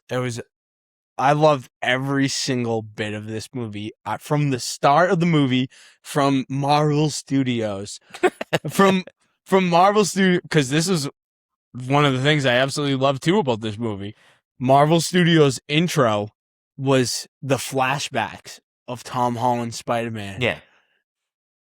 Was like one of the first times that this has happened in the MCU. They've been changing the Marvel logo. This was slightly different, no, though, but I'm saying in a better way. Recently, they haven't been doing so much of like Endgame and Infinity War. Yeah. To that point, they were kind of using the Marvel logo as like a story for the whole universe. The whole universe. And lately, they've been doing it in a way that's specific to the movie character they're showing. Yeah. No, I agree. But this, from the intro to the end of the movie, I could not stop smiling. I was so happy. I was so intrigued. Well, I disagree with that statement. Could not stop smiling. Oh, I loved every minute of it. Because, I agree. I was very happy with the movie, but I think could not stop smiling is the wrong word. Because when he got shot. No. Oh, my bad. Spoilers. Yeah, what are you doing? I forgot. But there was other moments of emotional tug. No, yeah, I agree. That didn't have me smiling. No, yeah, there was. I mean, I know what you're saying. I know you're saying you're happy with the movie, but I'm just saying that there's emotional tugs that, in my opinion, didn't give me a smile, brought me a tear. That was the first time that I felt like Tom Holland. I mean, other than Aunt May in No Way Home, because that was obviously devastating. Of course. Other than that, that was the first time Tom Holland Spider-Man really went through it, and I felt like as an audience member, you felt him going through it. Yeah. And even when Aunt May died and got killed, you didn't really feel Peter Parker. No, I know. You felt it as I felt it. I felt it because I liked Aunt May. For multiple reasons. I always love looking at Marissa Tomei. Because I liked her. You know what I mean? And I was like, damn, she died. And that sucks. Yeah. But this movie made me feel bad for Peter Parker. And feel bad for Aunt May. Yeah. No, or feel bad for someone else. It made me feel emotional about Peter Parker himself. No, that's just some. You know how I'm putting it though. You know how I'm putting it. Do you know how this is? So, how early I judged it early. I judged it early. I'll be honest with you. Maybe halfway through. To me, that's early for judging a movie. To say what we said that this is a great movie. I watched the movie about halfway through, and I go, "This is awesome." I go, this might be my favorite Spider-Man of all time. I said that halfway, maybe less than halfway. I'm probably halfway. I'm probably less than halfway. That's right, maybe less than halfway through. Up until they got the Punisher involved. That's in the trailer. All right, that's in the trailer. I don't know what you're gonna say. I got excited. I don't know. No, that's in the trailer. But I was saying, I started watching it, and I'm going, something's telling me that this is going to be my favorite Spider-Man. Right up until we first saw the Punisher and that car fight scene in the trailer, not spoiling nothing. Right up until that car fight scene where we saw the Punisher, that's when I was like, wow, this is the greatest movie ever. So beyond just us being glazed in this movie, I'll glaze it. What about it gave you that best movie feeling? I could give 3 top reasons. Yeah. The action, it felt like Spider-Man. And I know you've played the games, and I've played the games, obviously, on PlayStation. Yeah. The games really make you feel like Spider-Man, no? Yeah. This movie took a lot from the games, I think. There was a lot of fighting things. Like, in action-wise, it took a lot from the games. There was some in fighting action-wise, in, like, as, like, when I'm playing the game, like, I feel like Spider-Man. Like I'm playing this game, I feel like I'm swinging through New York. And I feel like Spider-Man. Action-wise, it felt like how you would fight as Spider-Man. Yeah. Or, like... And then second, this felt like the first Tom Holland movie that took place in New York. Yeah, I know. I think I know what you mean. I know No Way Home took place in New York. Homecoming didn't. Yeah. Well, maybe it did. Was Homecoming? No, it did. Homecoming did. Didn't feel like it though. Well, what's the one that went to DC? No, Homecoming. Is that Homecoming? Homecoming went to DC. Far From Home went to Europe. They did the Europe thing. No Way Home took place in New York, but it was just so overshadowed by all the other. They fought at the Statue of Liberty. That's the only thing you know about New York. Like, and Happy's apartment in the Statue of Liberty. It's the only thing you know about New York.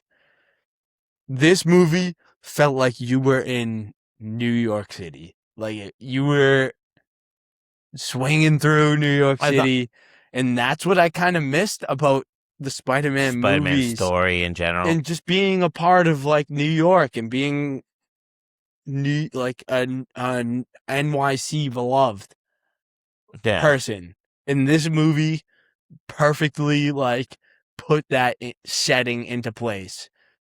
Okay. And then another thing, the last reason that like I like really enjoyed this movie has to be just everyone else's role in the movie. Now be careful, yeah. I know I am, but that it's got to be everyone else's role. Whether it's this is all trailer stuff. I won't mention the other person, but you can mention the person. You can't. Okay, I'll mention the person, but the Punisher's role. Yeah, him being like a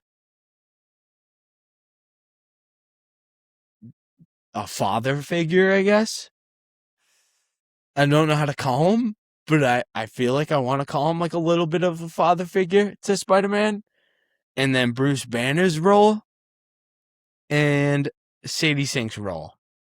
They all just fit perfectly in this movie, I thought. No, and Aunt May's role. Guess that might that's a little bit of a spoiler. Fuck. You're brutal in this non-spoiler stuff. I can't do no spoilers. It's impossible. It's made $2 billion already. Go fucking watch. Go. By the time this comes out, it will be like $2 billion over. No, but I'm saying it's going to be almost a week and a half. Yeah. And it's expected to make $2 billion by this weekend. So if you haven't seen it, you're one of the very few. I mean, I've looked; it's been sold out all week. Oh yeah, it's already made 1.5. And that's not including today, which is Saturday. No, this movie, I think. So we did the Spider-Man transition, which you've seen in the trailer. You see him in the cocoon in the trailer. Yeah. Right? He does a transition. Obviously, he gets organic webs. Yeah. I gotta keep a check on you now. Oh, that's in the trailer. Is it though? Yeah, he does the thing over here. All right. He goes like this. Black eyes, all right. Right? He does the thing, yeah. So, I think that pulls a little bit from Toby. Definitely. Right? He's the only one. Another thing in the trailer. In the trailer, he said Peter 2 had it. Yeah, that's gotta be cool. Yeah. It was in the trailer. It was in the trailer. That's in the trailer. Another thing in the trailer. The stretching sequence. Yeah. Like, see, he's like when he's getting about older. to fight the thing. Very Andrew Garfield. Very Andrew Garfield. Like that scene. That was good. It felt Andrew Garfield, but also felt very Spider-Man-y. Yeah. Which I was going to say, not only it was 50-50 where it felt Andrew Garfield, but where it felt like Spider-Man. It felt Andrew Garfield where it sounded like Andrew Garfield. Yeah. But my point with that scene is that's what people liked about the Andrew Garfield Spider-Man. His quirkiness, his corniness, his little sting. Yeah. Something they pulled from him. Yeah. That I think they used that. I don't really know if this is, I don't think this is, well, maybe it's a little bit in the trailer, but it's impossible. No, it's not about a spoiler, but the fighting style. Insomnia. It was very Spider-Man video game-esque. And very, they pulled a lot of moves. A lot. From saying, and there's another one, I don't know if this was in the trailer or not, so I'm not going to say it, but there was something that they pulled, and and I don't know if I saw it in the commercial, but as soon as they did it in the movie, I go, ooh, they took that from a Toby movie. I already know what you're talking about. Nope. No? Nope. No, he's chasing the wedding ring? Nope. No. Why would you? Yeah, Bruno. I can't. I just want to talk about it. Okay, guys, just before on, he's gonna start talking spoilers because he's an asshole. We need to record like a warning. By the way, we just need to have a warning recorded that you can put on every video. And just be like, hey, this is I'm just going to type up the thing. I'm going to say, warning, Nick's not good at not talking about spoilers. I'm not good. You know it's hard, too. You're trying to think, like, how can I not spoil this? But all right, emotionally, were you hit by the movie? Emotionally? Absolutely. For the parts beyond... Yeah, like, what do you mean? Beyond just him transitioning to a second phase of a Spider-Man. The other notes hit you emotionally. Yes. More than the transit. That's what I'm saying. More than that. It's me more than transitioning to a spider. That's what I mean. Like, to be honest, that's transitioning. The least amount of emotion. Yeah. Didn't really emotionally. I was more mad that he didn't want to transition earlier. Are we spoiling now? Just hit the spoilers. Alert. Shit. Batman. This is the bat signal. If you didn't know. Yeah. So back to that point. The parts of him not being with his boy, his best friend, my boy Ned, his best friend Ned, his love of his life, MJ. Those parts were the most string pulling parts of the movie. Yeah. Those pull on your heartstrings. I do, trust me. And I will say this. I get very emotional with certain things. I will say this. Before this movie came out, after No Way Home, I was ready for Tom Holland's Peter Parker to move on from MJ, to move on from Ned. No, I wasn't, but I understand what you're saying. I was ready. I was like... I understand where you're coming from. I was like, all right, he forgot them. Maybe next movie, mention them. Give me Gwen Stacy. You've said this to me in other not pod not pod conversations. Maybe don't mention them, but give me a Gwen Stacy storyline and just forget about Zendaya and forget Ned's name, but forget about them. Whatever.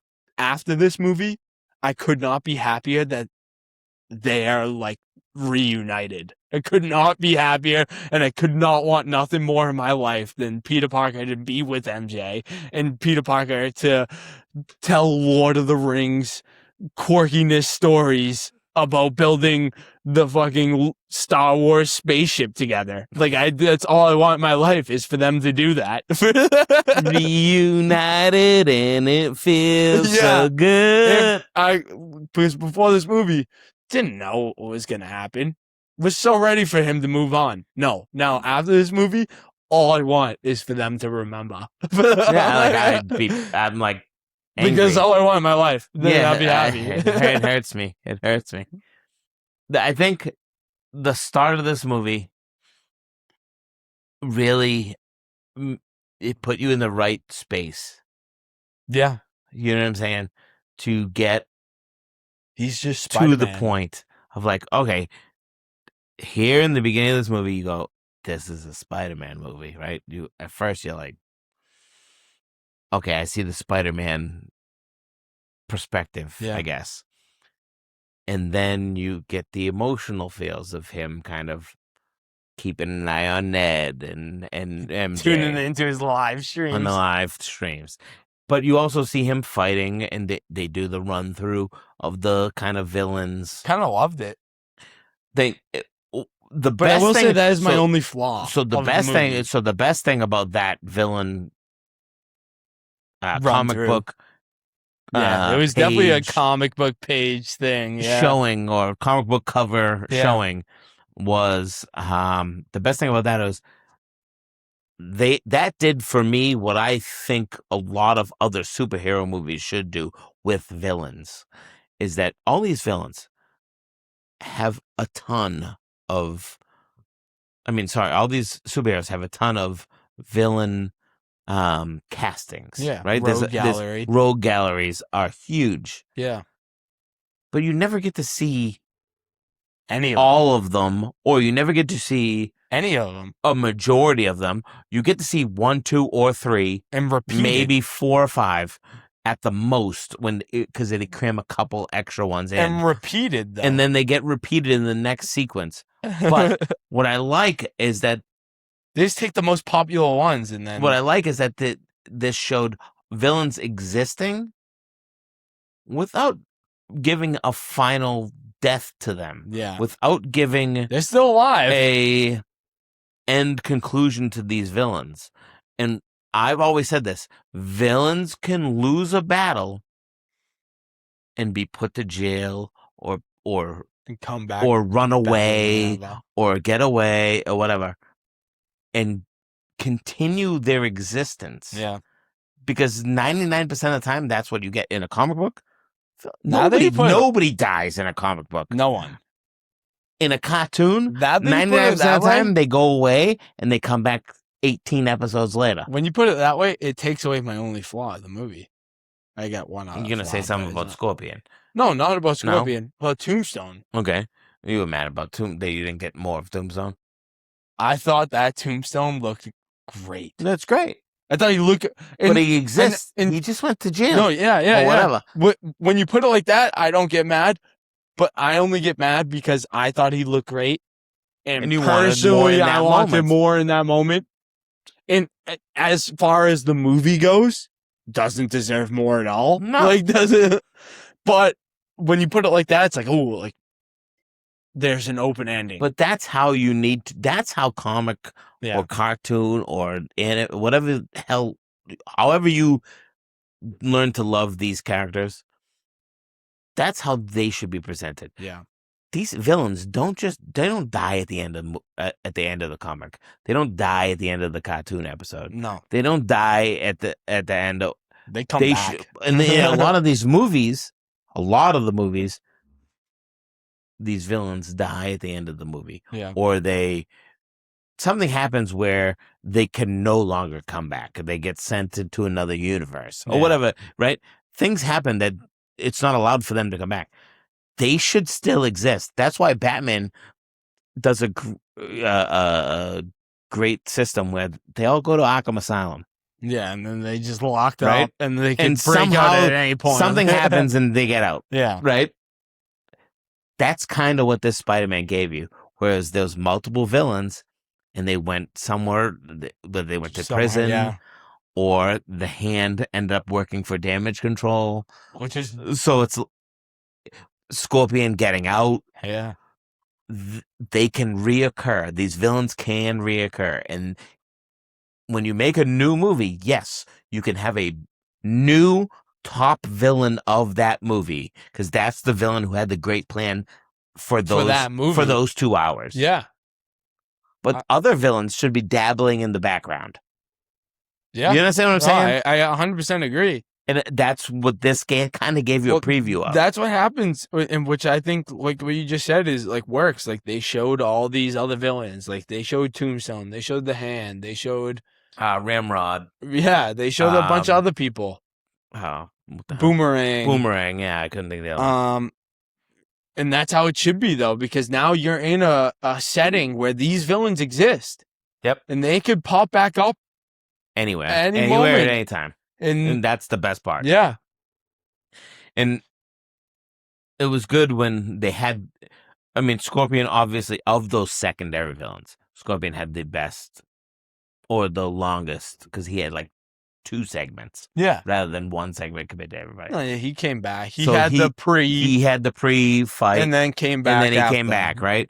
And it was good how he did he thought he was fighting Scorpion again. He said this, you think I'm Scorpion? Yeah. So, since we're getting to that point, yeah, obviously Sadie Sink was phenomenal. Controlling Scorpion in that second scene when he was like, "Oh, you think I'm Scorpion?" I could not be. Before we jump into Spider-Man stuff about Sadie Sink, I could not be more excited for Sadie Sink as Jean Grey. Okay, spoiler. Yeah, we already idiots if they didn't tune out. Yeah. I don't. More excited? What do you mean? I think she is gonna do a phenomenal job as Jean Grey going forward. I think so too, but I don't. Maybe because obviously Jean Grey is going to be a big player in the future of the MCU. I don't know. I think she is. And I think this movie, I'll touch on this a little later because I have a big point of this character in this movie of how this is going to impact after Doomsday, after Secret Wars. That's my biggest question, right? I think I know how they're going to do it. So whatever, we don't know what's going to happen. If they get rid of characters, they could bring this new character in and be like, oh, she's great in this movie, and then you might never see her again. No, she is Jean Grey for the next 10 years. You don't know that. No, I do. She's 20-something years old. They just announced 10 I don't know, not 10, but they just announced a ton of castings of Cyclops, Emma Frost, Beast, all 20-something years old. These people are the big players after Secret Wars for the MCU. Okay. Do you want me to tell me? No, I can't. No. We're going to keep talking about Spider-Man. Then I'll tell you my other We're thing. talking about Spider-Man. Yeah, then I'll tell you my other thing. So, but I think she's a big player. I think that one of the big heart-crushing moments for me. Even though I caught on fairly early. I don't love you. You don't love me? No. I'm like, huh? What are you talking about? That's gotta be the biggest heart-crushing moment of the whole movie. Yeah, but other than what I was talking about, I caught on to. What I was talking about is when it wasn't. What it was her? I caught on. I was very mad, but I won't lie. I didn't catch on right away. Not right away, but early before they told me. I caught on when they kissed, just before they kissed. Yeah, just before they kissed. I'm like, this is not fucking her. I said this is too soon. Yeah, that's what I said. I go it's too soon, and then it crushed me even more. Yeah, because I was like, because at first I was like this, oh shit, maybe this is MJ, and I'm like, wow, she really does remember. And I'm like, this, nah, it ain't her. I'm like, I feel bad for Tom. Oh, that was probably one of the most diabolical things. I feel bad for Peter. Yeah, that was probably one of the most diabolical things to ever happen. I was so mad. This could have been. I just thought of this, and it's just what popped in my head. You probably could have got a higher score from me, but Jean Grey as the bad guy / not bad guy. Don't care. / not bad guy. Which is fine. Mr. Milkshake was the bad guy. No, but which is fine for me if she's not the bad guy. That doesn't matter to me about the flip-floppiness. But if you're gonna be that person who does good things, who's bad for a reason. This was gonna lead into my point that I was gonna talk about. Who's later, bad for a reason, but has realistically your brain is in the right spot. You can't do truly bad things. This was going to be my point 2 minutes ago that we talked about that I wanted to lead into later. Now I have to lead into it now. No, let me finish. No, I get exactly what you're saying. As a good person, you don't let a 900-year-old man get ran over by a bus or whatever it was. Okay. I completely agree with you. This has to go with my point. I'm jumping into it. Just skipping over some Spidey stuff. Gad. You are 100% right. She did some fucking bad shit. She did some really bad shit. You don't let no 90-year-old guy get hit by a bus. You don't brainwash the entire NYC. The brainwashing stuff I can get over. Whatever. You killed somebody with no remorse. X-Men, right? When you think of the X-Men, and we've been watching X-Men 97 now. Yeah. And you've seen all the Fox X-Men, right? Yeah. At least most of them. In the day, yeah. Oh, the original, yeah. Yeah. Like Hugh Jackman, whatever. Yeah. Patrick Stewart. Because we're not comic book readers. We're not. I've never been. One of the big things in these movies and shows, at least for me, I feel like their biggest plot line is mutants versus humans. Yeah, okay. This is why humans hate mutants. They don't think they're no good. Humans think that these mutants are bad news. Yeah. And this is why. Jean Grey might think of, like, in our perspective, Jean Grey might be like all like this, like, she's doing the right thing in her head, which she was. She was trying to, like, find her sister. Yeah. In her own head, she was trying to find her sister. She wasn't doing no bad. She might have killed a guy or brainwashed a couple million. But to the millions of people in New York, this person is evil. And this is going to lead into the next X-Men series or whatever movies. And now it's going to be like, oh, the humans in New York hate you. They don't like you. You just fucked with them. You just killed this guy. They don't mess with you. See, and then it's going to lead into like a good Magneto story. From a personal basis, just me being whatever. And again, it's going to make you not like the X-Men. I'm not going to.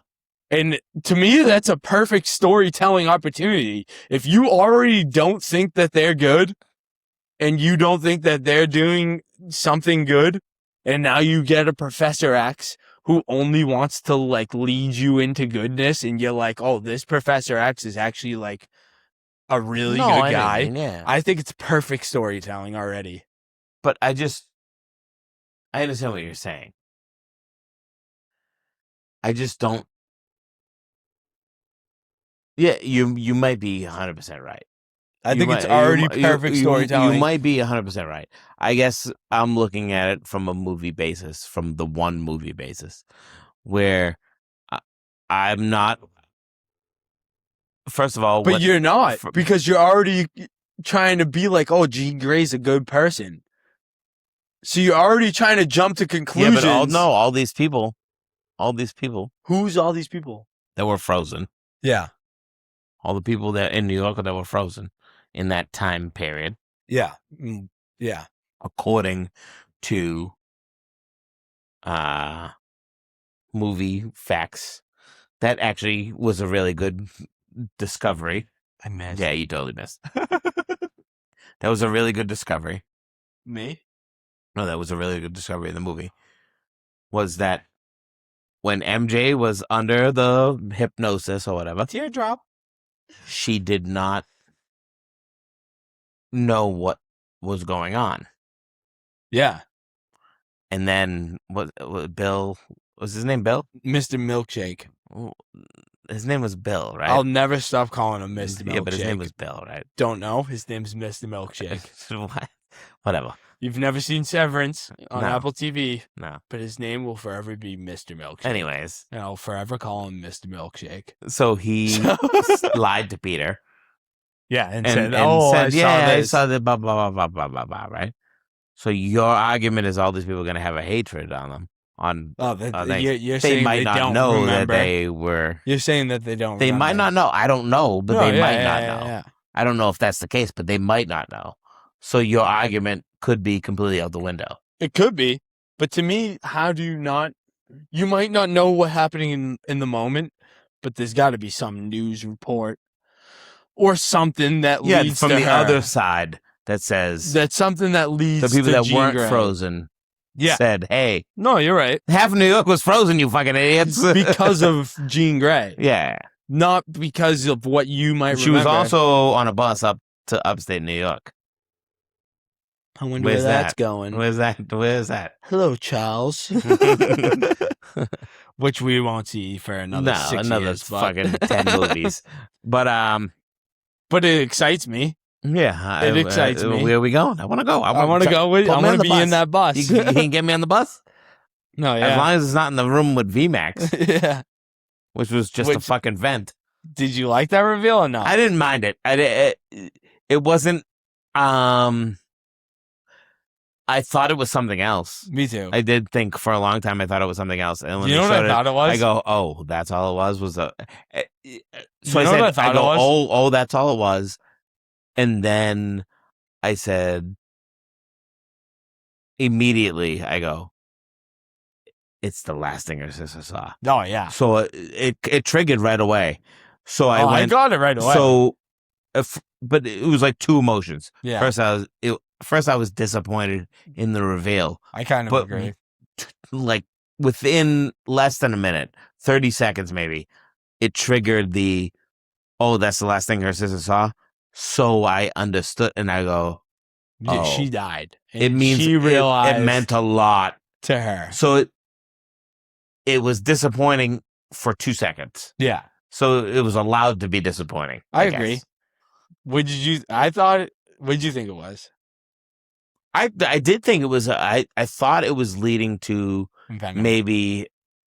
No, I didn't think Venom. I thought Venom right away. I saw VMAX. I'm like, this Venom Max? Venom Max? No, I just thought it was. But just because of the No Way Home. Just because the end credit. One thing to me that was very obvious. Which again with the VMAX kind of thing. One thing to me that was very obvious was that damage control was not good. Well, we've noticed that. Yeah. Like repetitively. Well, mainly in the Spider-Man movies. Spider-Man movies is where damage control has been like pretty bad. A very main character. Yeah. Not even in the with Vulture. WandaVision. Yes. Right after Endgame. Yeah. I can probably name at least 5 movies or shows that damage control is not good.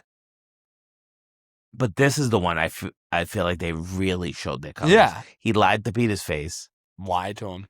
And they finally kind of, which you knew, but this one to me was, again, very dominant with the shocker weapons. Yeah. The hand. They're taking all these weapons. They have all these technologies of the villains, which is another thing. So damage control is still a big player, right? Well, let me give you a little I think we're gonna say the same thing right now. Let me give you a little I think we're gonna say the same fucking thing right now. Really think we are. You go. All right.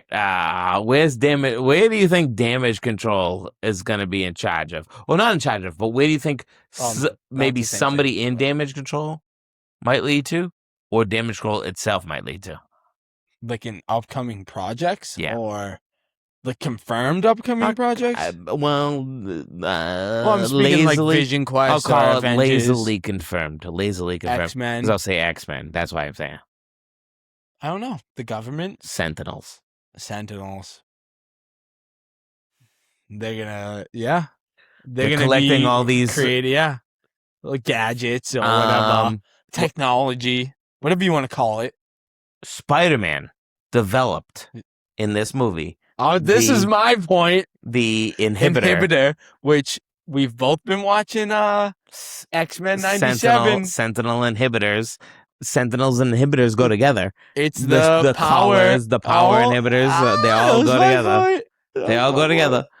I noticed that. Not gonna lie, I noticed that like right away in the movie. I'm like, when he put it on Jean Grey, I'm like this. Because like I literally just finished watching the previous episode of this movie. I'm like this motherfucker invented the collars. I'm like this.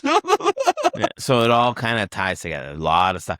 But I'll say this. Which I'm kind of excited for, though. I'm excited to see, like... So speaking of... I hope Spider-Man, though, gets incorporated. And I hope this isn't the only movie that we see him with Jean Grey. I hope Spider-Man gets incorporated with future X-Men projects. Whether it's with Jean Grey or not, but just future X-Men projects. So... a couple things I don't want to say dancing around. What do you think of Punisher in this? We're dancing around for sure. What do you think of Punisher in this? Just because there's so many. We're talking about all these idiosyncrasies. I'll answer that question in a second. But we're talking about. We're already jumping to the future of like what could possibly happen, just because it sets up so much. But it gets me so excited. Me too. That's why we get. We get off topic. For sure. But for the Punisher, phenomenal.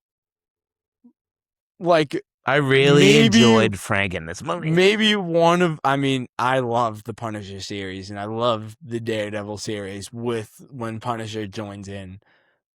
But this may be one of my favorite Frank Castle depictions of him in a non-rated R. And I think just if you said like, oh, this is not rated R, how do you think of this? I'd be like, no, that's rated R. Like they depicted it perfectly. You know what I mean? So I think here's one of the issues. I think a lot of people are going to look at it and look at the Punisher and go, oh, they put a collar on him. I don't think they reduced him a little bit.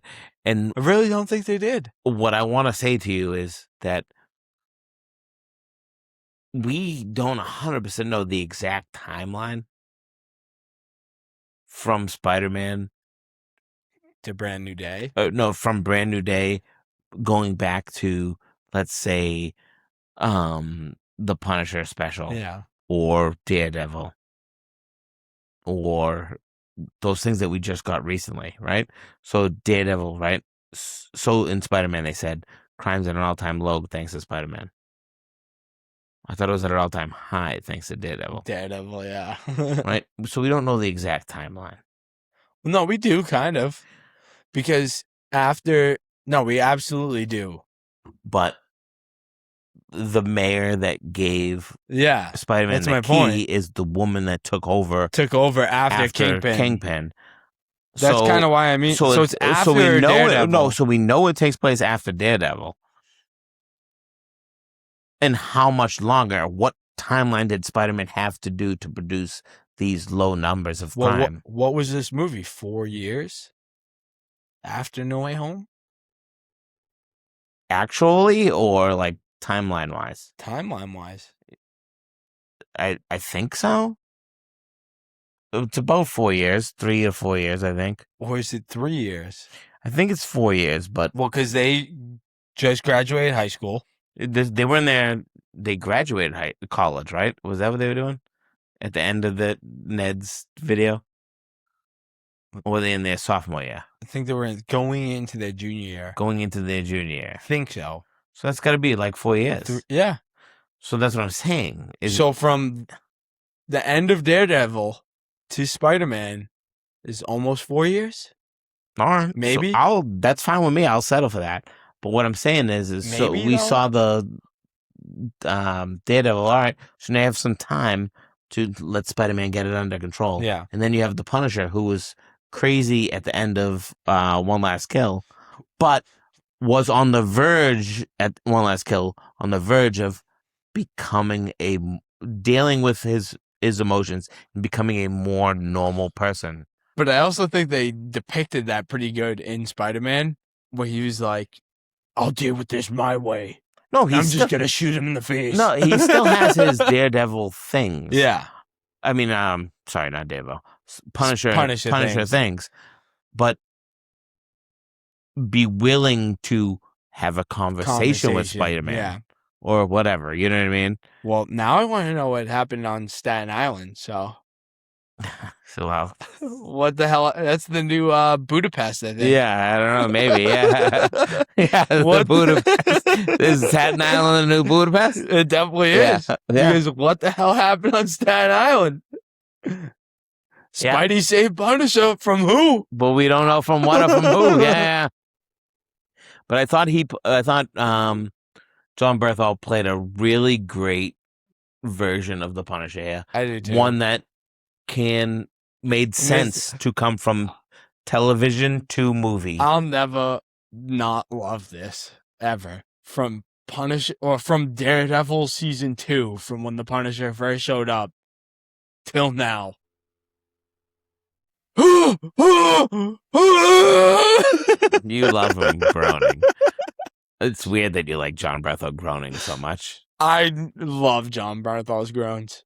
And I think whoever directed this movie, or Daniel Cretton, whatever his name is, I think it's an inside job, because I think they love his groaning too. Because at the end of the movie, when he's Spider-Man and he's like this, I think they love him groaning too. I think it's an inside job. I wasn't going to talk about that just yet, but yeah, I know what you're saying. I had to say it now because I love the groaning. Okay.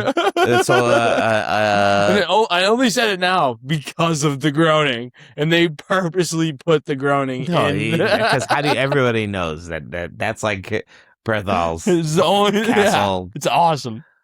That and what does he say all the time? Oh, this is The Walking Dead. Let me tell you something. That's where it started, but he says it all the time. Let me tell you something. Yeah, he does it all the time. Every fucking show he's in. Let me tell you something. Let me tell you something. No, I'll tell you something. It's some version of telling me something. Yeah. I don't think he said it in this movie, though. Maybe now I'm going to go back and I got to watch it again. I can't wait to watch it again. Me too. I can't wait. Which is rare that I say that so early that I want to watch something again. So what did you think of Bruce Banner? Well, that was the next I had topic. to cut you off, though, and tell you first. You don't want to ask the question because I always ask the questions? Yeah, I had to ask you the question. Well, just when you think you know the answers, I change the questions. Well, I asked you first, so you can't change nothing. What'd you think of Bruce Banner? What'd you think of Bruce Banner / Incredible Hulk? Bruce Banner, I thought it was good. To go sequentially, when Peter walked in the room, there's something that I wanted to acknowledge, a question that I wanted to acknowledge. You're gonna ask. We get to Bruce Banner. He asked the student, and the student says, I want to talk about Avengers stuff. Yeah. And the student says, well, why didn't Thanos just double the... double the amount of food and feed everybody. Right. And I wanted to be like, listen, you stupid fucking college kid. Whether you half the universe or double the amount of food, it's the same problem, you idiot. Yeah. There's still only X amount of food for X amount of people. Yeah, it would have doubled the time frame. Same thing with him eliminating half the universe. It still only leaves X amount of food. Therefore, you've only doubled the amount of time we live. The only real answer is to create infinite resources. Yeah, but I don't even think Thanos... I mean, you're talking about Thanos. No, but that's the only real solution to the problem Thanos was trying to fix. I don't even think that was Thanos' problem, though. But what he said was the problem. Yeah. Right? Whether that's his real issue or not. That's what he said was the problem. He's trying to bring balance to the universe, right? But by bringing balance, he thought taking half would take it. Yeah. Doubling is the same thing. The only real solution is to create infinite resources. So I wanted to slap that college student in the face. Anyways, but then I thought Bruce was okay. I still wonder what the whole situation is with Smart Hulk and Bruce Banner. Well, I was gonna say that. I'm surprised because in the trailer, I will say, the trailer kind of gave off a lot. I don't even want to talk to you. Don't even say this bullshit. The trailer kind of gave off a lot. Now bothered me. When I was the one that said this trailer gave off a lot, and you were like, no, it's not a big deal. The trailer really excited me. That's what you said to me. Yeah, but not because of the Hulk stuff. I mean, a little bit because of the Hulk stuff, but mostly because of the hand stuff. That never should have been put in there, but we'll get to that after. So, whatever. I don't even know what the fuck you're talking about, because the Hulk stuff is worse.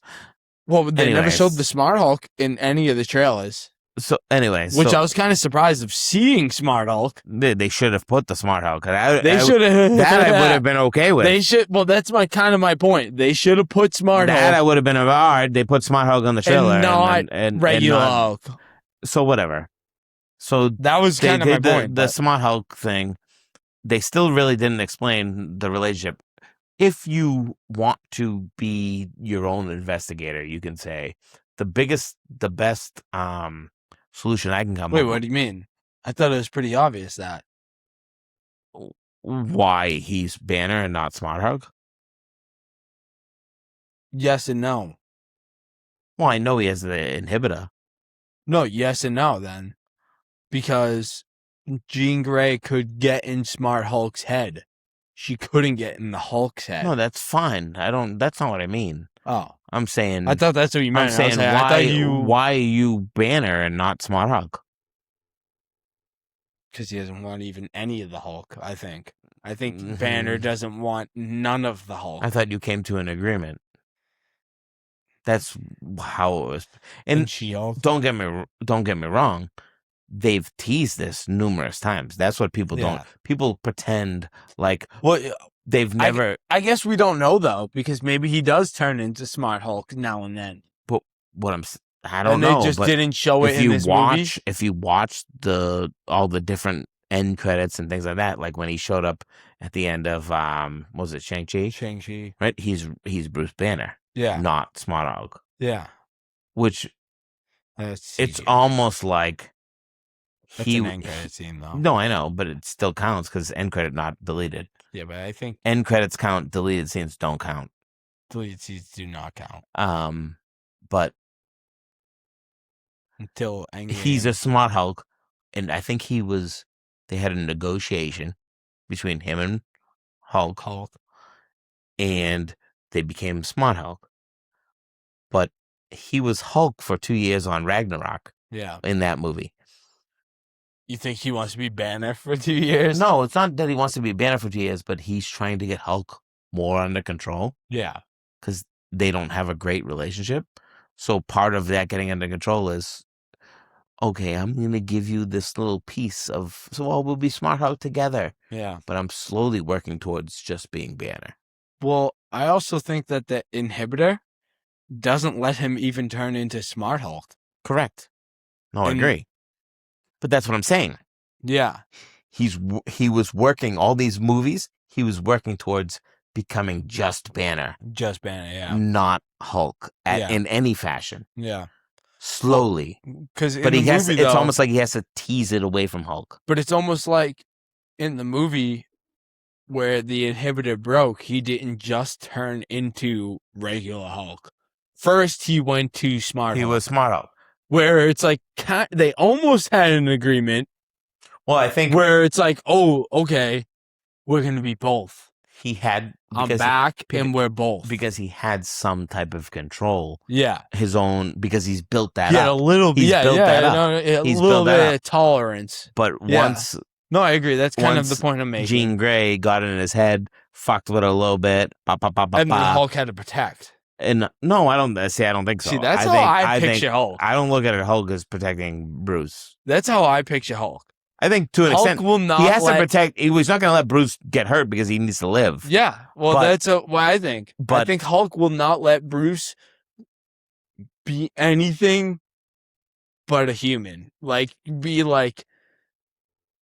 Hulk won't let Bruce get any type of hurt, whether it's emotional or physical. No, I think he'll let him get emotionally hurt. I don't think so. But my point is I think Bruce. I mean, I think Hulk was missing it for a long time, and he was ready to. He's been trapped under Bruce's control for a while, so that's why we got the biggest and best Hulk sent for a while. It was awesome. I was that so Hulk happy. was nasty. It was so good. It was so good. He was way. That's not the right word, but I'm gonna say it. He was way jackeder. Oh, he was huge than any other.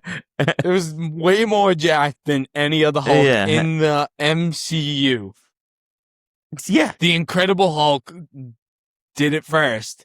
This Hulk but I like this one. I like this one. Hulk the Incredible Hulk did do it first, but I like this one because it was like a fine. It was like the final product. I don't know. He was big, and he was big, just as big in Incredible Hulk, probably even bigger. But I thought it was a good proportion. Yeah. And I liked Spider-Man's reaction. I didn't even know you could get that big.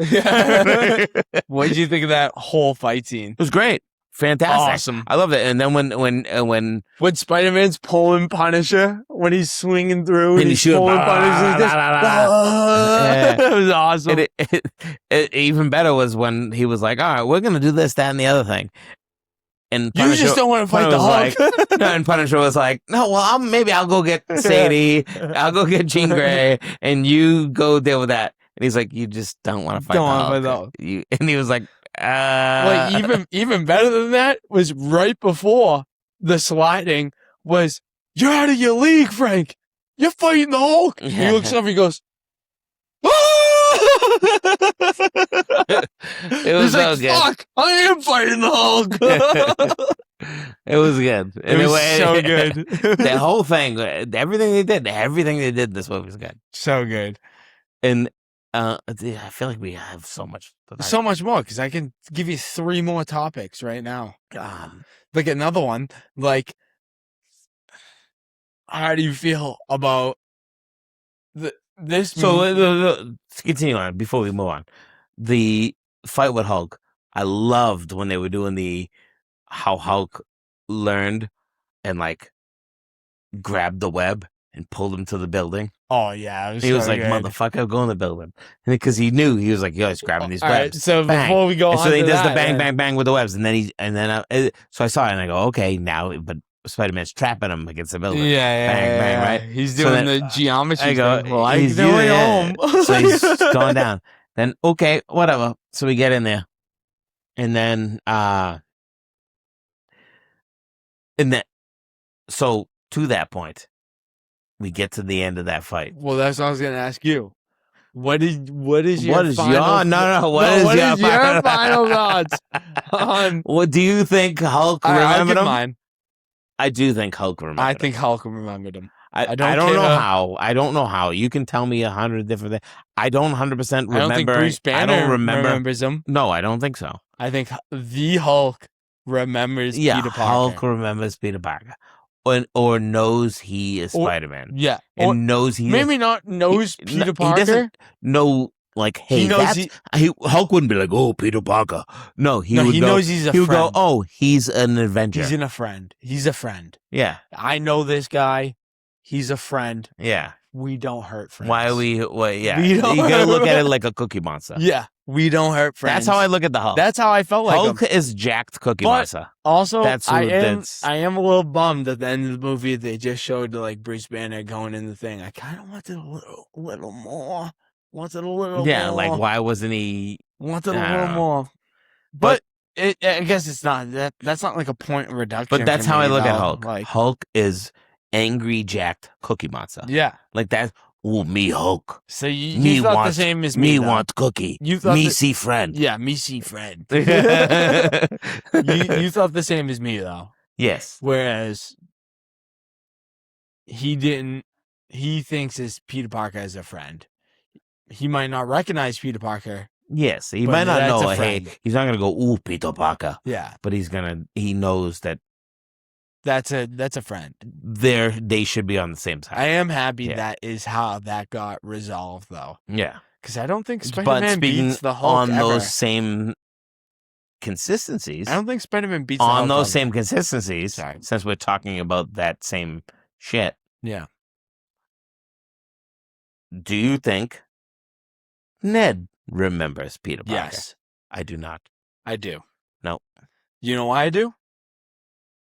Ned's got magical powers. If you forgot. Understand, I know. No, I think he fully remembers. I know. I don't think so. I think so. What I think that face at the end was him. Because of what MJ said. Because MJ accidentally called Spider-Man Peter in that scene. So, but I think that's why they ended the movie like that, because it makes you question. Was it just because of MJ realizing that that's Spider-Man? I think this whole thing was. See, I'm just gonna go this way and just do this and go. No, you forgot. I can't do the whole thing. You forgot the thing. I can't do the whole thing. I think that was all. Nope. I think he remembers completely. No, I don't think he remembers completely. It's him remembering MJ called him Peter, so he realized that this guy. He realized that this guy was Peter that he met in the coffee shop was Spider-Man. Time out. And that they just hung out, so now it's cool. Time out. Do you think MJ remembers Peter? I do not. I think what I think the connection is. Why was she crying? I'm going to give you it. They both remember. No, I'm going to give you the connection. They both remember. I'm going to give you the connection. Give me it. She read the letter, right? Heard what he had to say. She understands the emotional situation that Peter Parker is in. Does she though? No, she does. She did. She said, "I almost cried." By the way. Oh, I did. I'm not gonna lie to you. I did. You actually cried? I had spread a tear. I'm not inside. When she wrote the picture? When she drew the picture? No, not with the picture. That was when I almost cried. I was like, "Damn, they really are." But anyways, but can I finish? No. So they. Sun Cruiser first. Yeah, in a minute. So they did.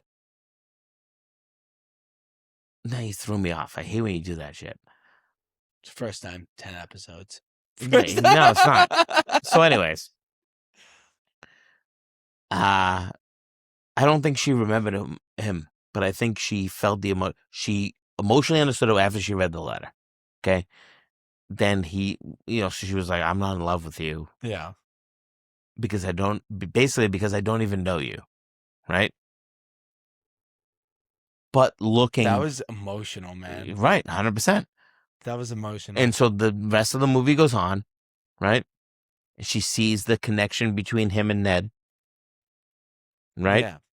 So she knows that what he said in that letter was true. Wasn't full of shit. Yeah, it was a true statement. Right? So everything that he said in that letter was 100% real because she saw it. She goes, this person, Ned, who I 100% trust, who I am really good friends with, there's some weird connection between him and Spider-Man. Yeah. Right? That clearly look like best friends, which she drew in that picture that we're talking about. So now she sees that everything he said in that letter was true. Was true, yeah. She has this necklace that Peter gave her when they were in Europe. Yeah. Right? Now the end of the movie comes. whatever. She's crying on that rooftop because she knows that it's true. She doesn't know where she got this necklace from. Yeah. No, I like your point. So she doesn't know where she got it from. So therefore, she's going in her brain, I have this necklace of unknown sources. It must be from this guy that says he knows me and is in love with me. Yeah. But I don't remember him. Everything, so it's registering to her that it's all true. And it's hitting her. That's why I think she's crying. To me, I think she's crying. I mean, pretty much the obvious for me. I mean, for probably anybody out there too. Jean Grey restored the memories. I don't think so. The reason why I say I don't think so is because Jean Grey was devoting her resources. I think she definitely has the power to, though. No? She does have the power to do that, but I think she's devoted her resources to keeping Spider-Man alive at that time. Yeah. Therefore, she wasn't doing that. You don't know till after. You don't know what she did after there's time jumps. I know, but I'm just saying, that's what I feel. As she was having under control, maybe she already reached out to MJ.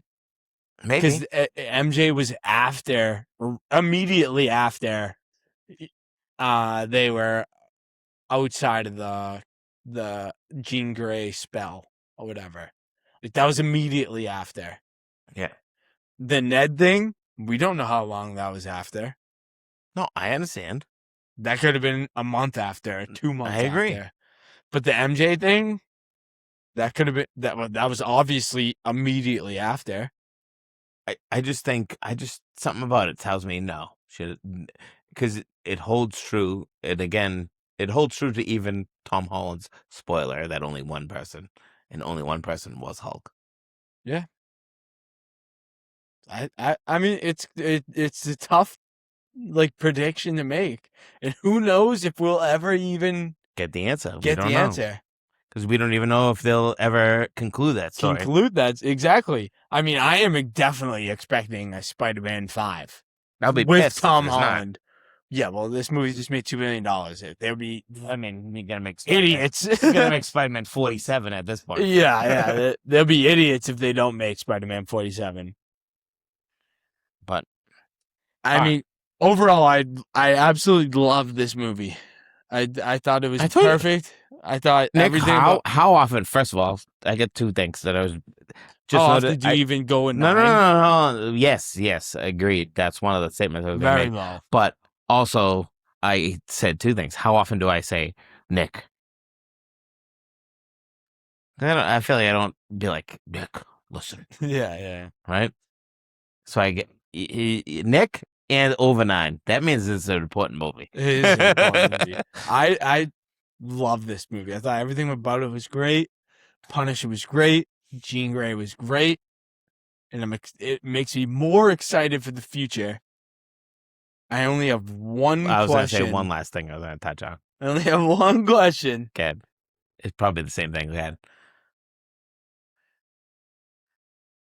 Where is Spider-Man in Doomsday? In space, apparently. What did you think about that?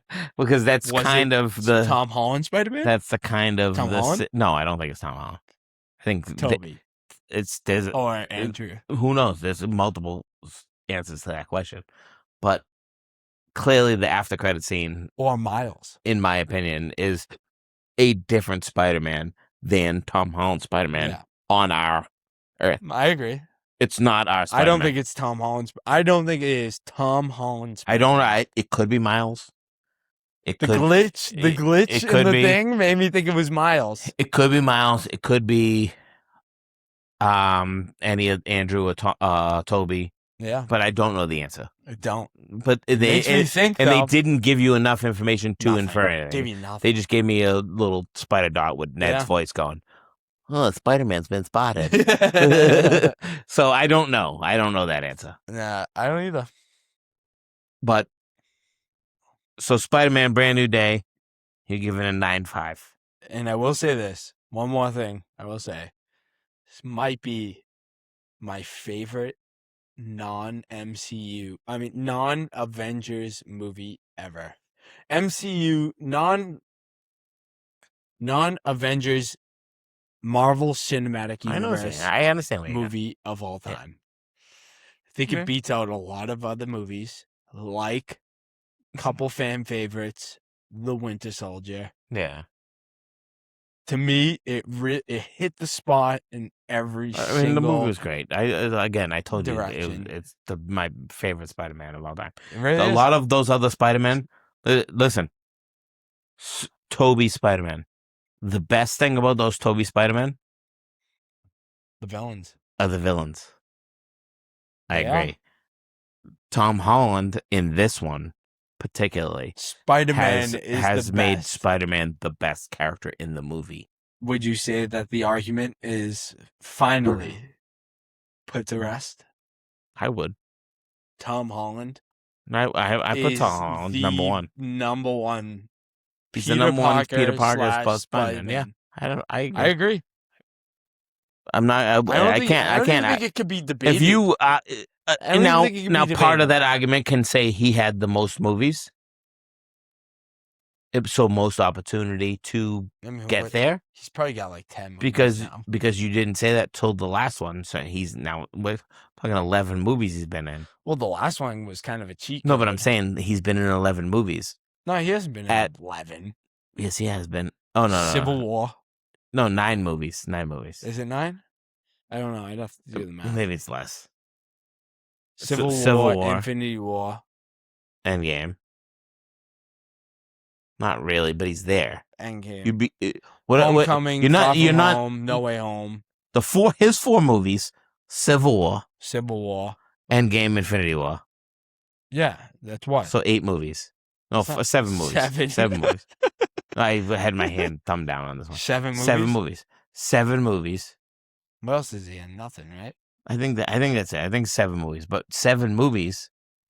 Now, some of those movies, he's not a huge thing, but you still gain some emotional attachment to him. Oh, definitely. So I think you gain an emotional attachment to him as soon as Civil War hits. No, but what I'm saying, right? I think there's more movies though. But my point is you gain the emotional attachment. So by his own movie 4, already been seen. He's mastered multiple techniques and made right.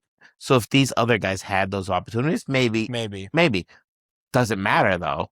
Because he did have those opportunities. Yeah. And he's earned the thing.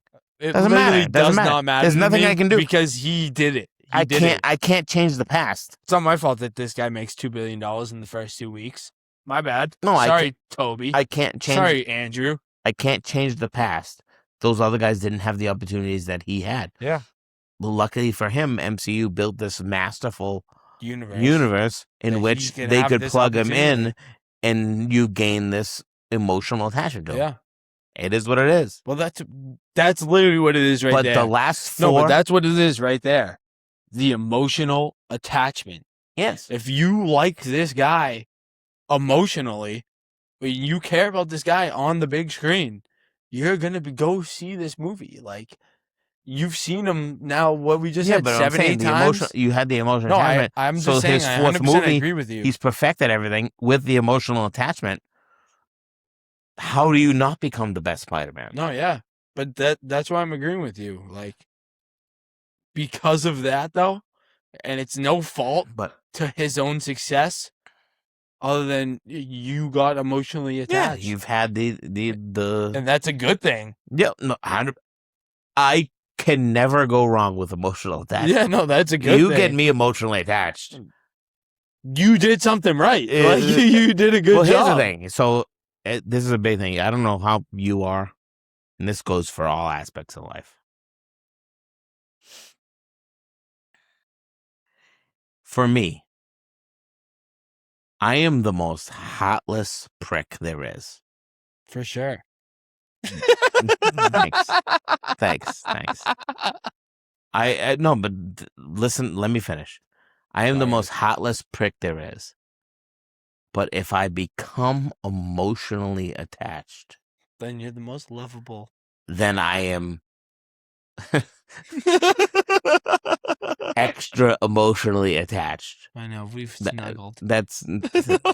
Please shut up and let me fucking just say. But that's my point. Is I am heartless until I have a heart, and the minute I have a heart, it's like too big. Yeah, and that might be going a little deep in my personal. We're getting sad now. Thing. We're just talking about Spider-Man, right? But that's how I feel about a lot of things. When I there's a wall, and then there's not a wall. But when there's not a wall, there's everything.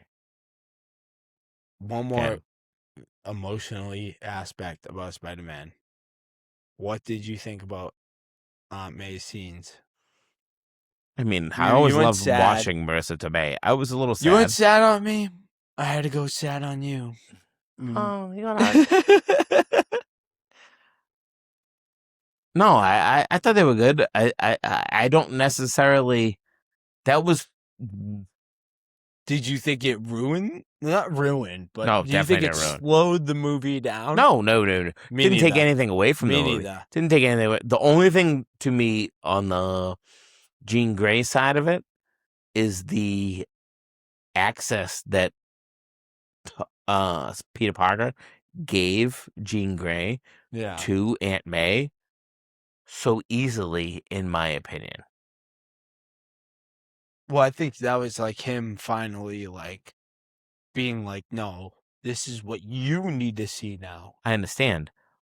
But Aunt May is his most prized possession besides MJ and Ned.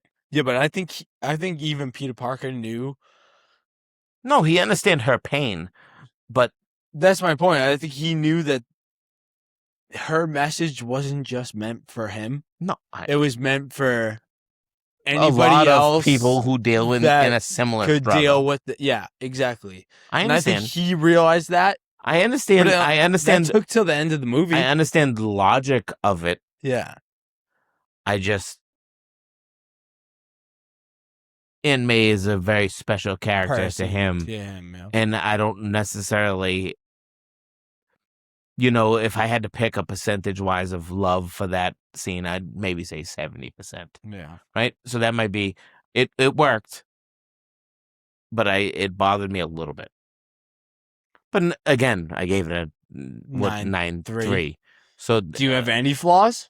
That was one of them. That was one of them. I have one. I have that one, and I have the Jean Grey killing people. Did you not like You're supposed my point, to be though? a good person. No, I understand what you're saying, but you're supposed to be semi-good person. I get it. So how do you kill people? I just think I think that's just going to translate to how humans hate mutants. I understand. But my only one flaw, where the fuck was Happy Hogan? Where the fuck? Yeah, that motherfucker. You good point. Where the fuck was Happy Hogan? He's been in 3 Spider-Man movies now. He's been a big part about Peter Parker. Where's my phone? Jon Favreau? Yeah. And I get he forgets Peter. He does forget Peter, but he doesn't forget Spider-Man. He doesn't forget Spider-Man. And where he should have been at Aunt May's grave one time. Even whether it's at the beginning. That would have been good. Whether if they ended it with Jon Favreau. Whether it was at the beginning of the movie or the end of the movie at the grave. That would have been good if they ended it with Jon Favreau and they said, hey, where you at? Yeah. Why are you here?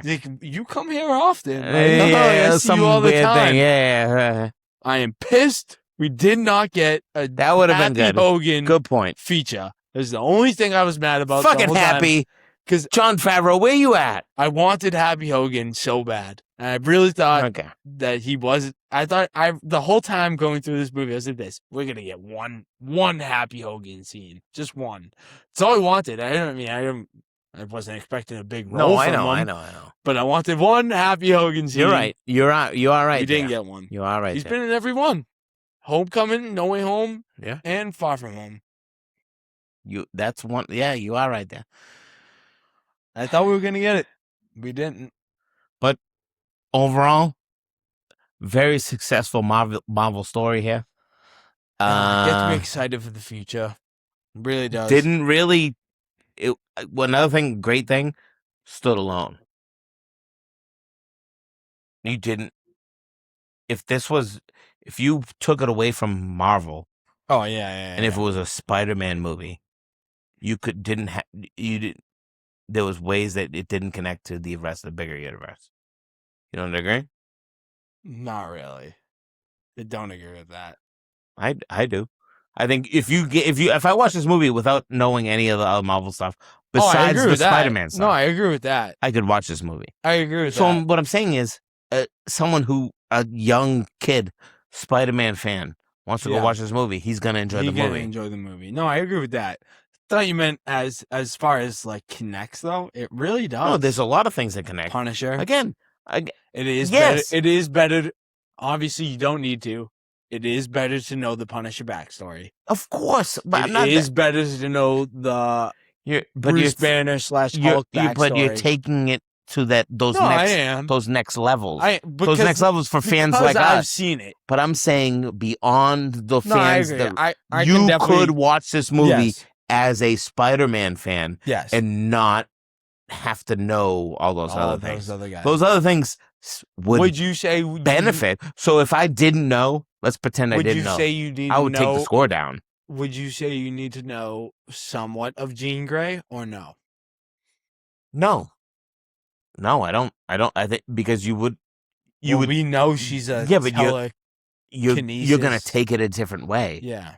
But you're gonna still I'm not enjoy hating it. On that take. You're still gonna enjoy it. You're gonna take it in a different perspective. Different way, yeah. No, I'm not hating on that take. I'm just asking because I feel like she is the only person. So if you took out all my knowledge, you said, just go watch this movie. Because you kind of feel like you need to know Smart Hulk / Hulk. If you just go watch this movie, it's still gonna get an 8 for me. Yeah, I think if I didn't know anything, I might give it the same score, like a 8.2.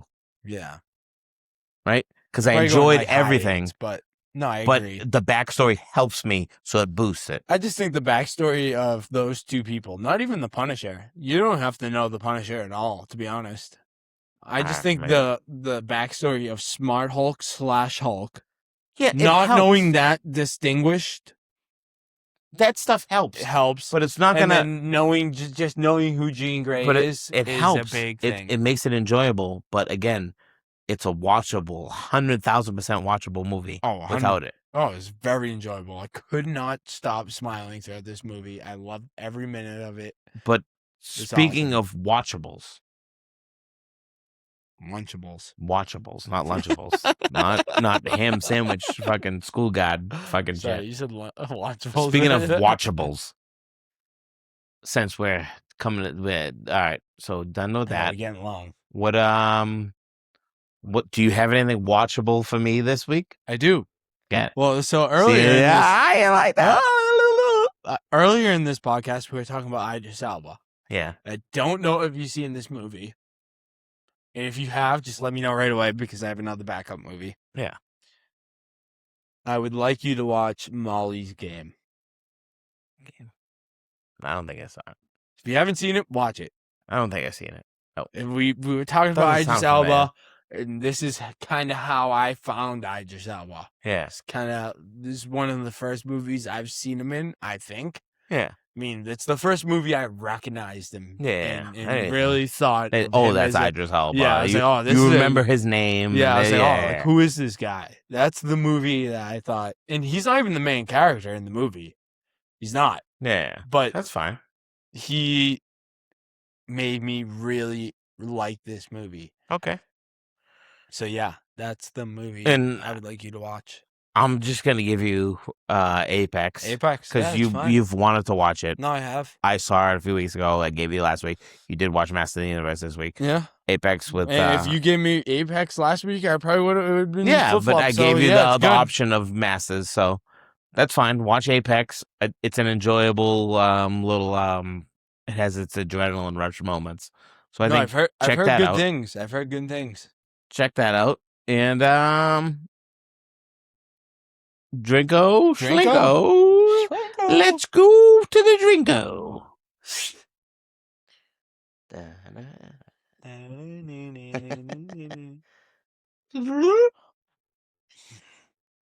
Well, finally, since you motherfuckers don't want to help us out and give us your choice, ever, we're going to do our choice because that's what Drinko told us. It's our choice. So next show, we drink whatever the fuck we want that week. The flock? Yeah, this could be children. Not that I give a shit. Now, if you're over 12, you got it. Yeah. But that's what it is. Stay tuned. Next episode, other than the our choice drink, we'll probably end up doing a X-Men 97 full season review. Finale of the House of Drags. Not drag dresses, but dragons. And I think that's the headlines of that show. The headlines. Those are the headlines of that show. Releases. So actually, and I don't know if you because I probably will see this next week. End of Oak Street. I might see it. If you see it, we'll see. I don't know. We'll talk about it. If not, you don't. We'll see. I'm probably gonna go see it. I'm kind of excited for that movie. So, but that's Epi 10. Dasc, what's up? Episode 10. Double digits, baby. Hopefully another 0 on that one. 100? Hopefully. It's a big call out. Not stopping before that now. No, we'll drink 100 more beers. Chicka wow. Ciao, baby.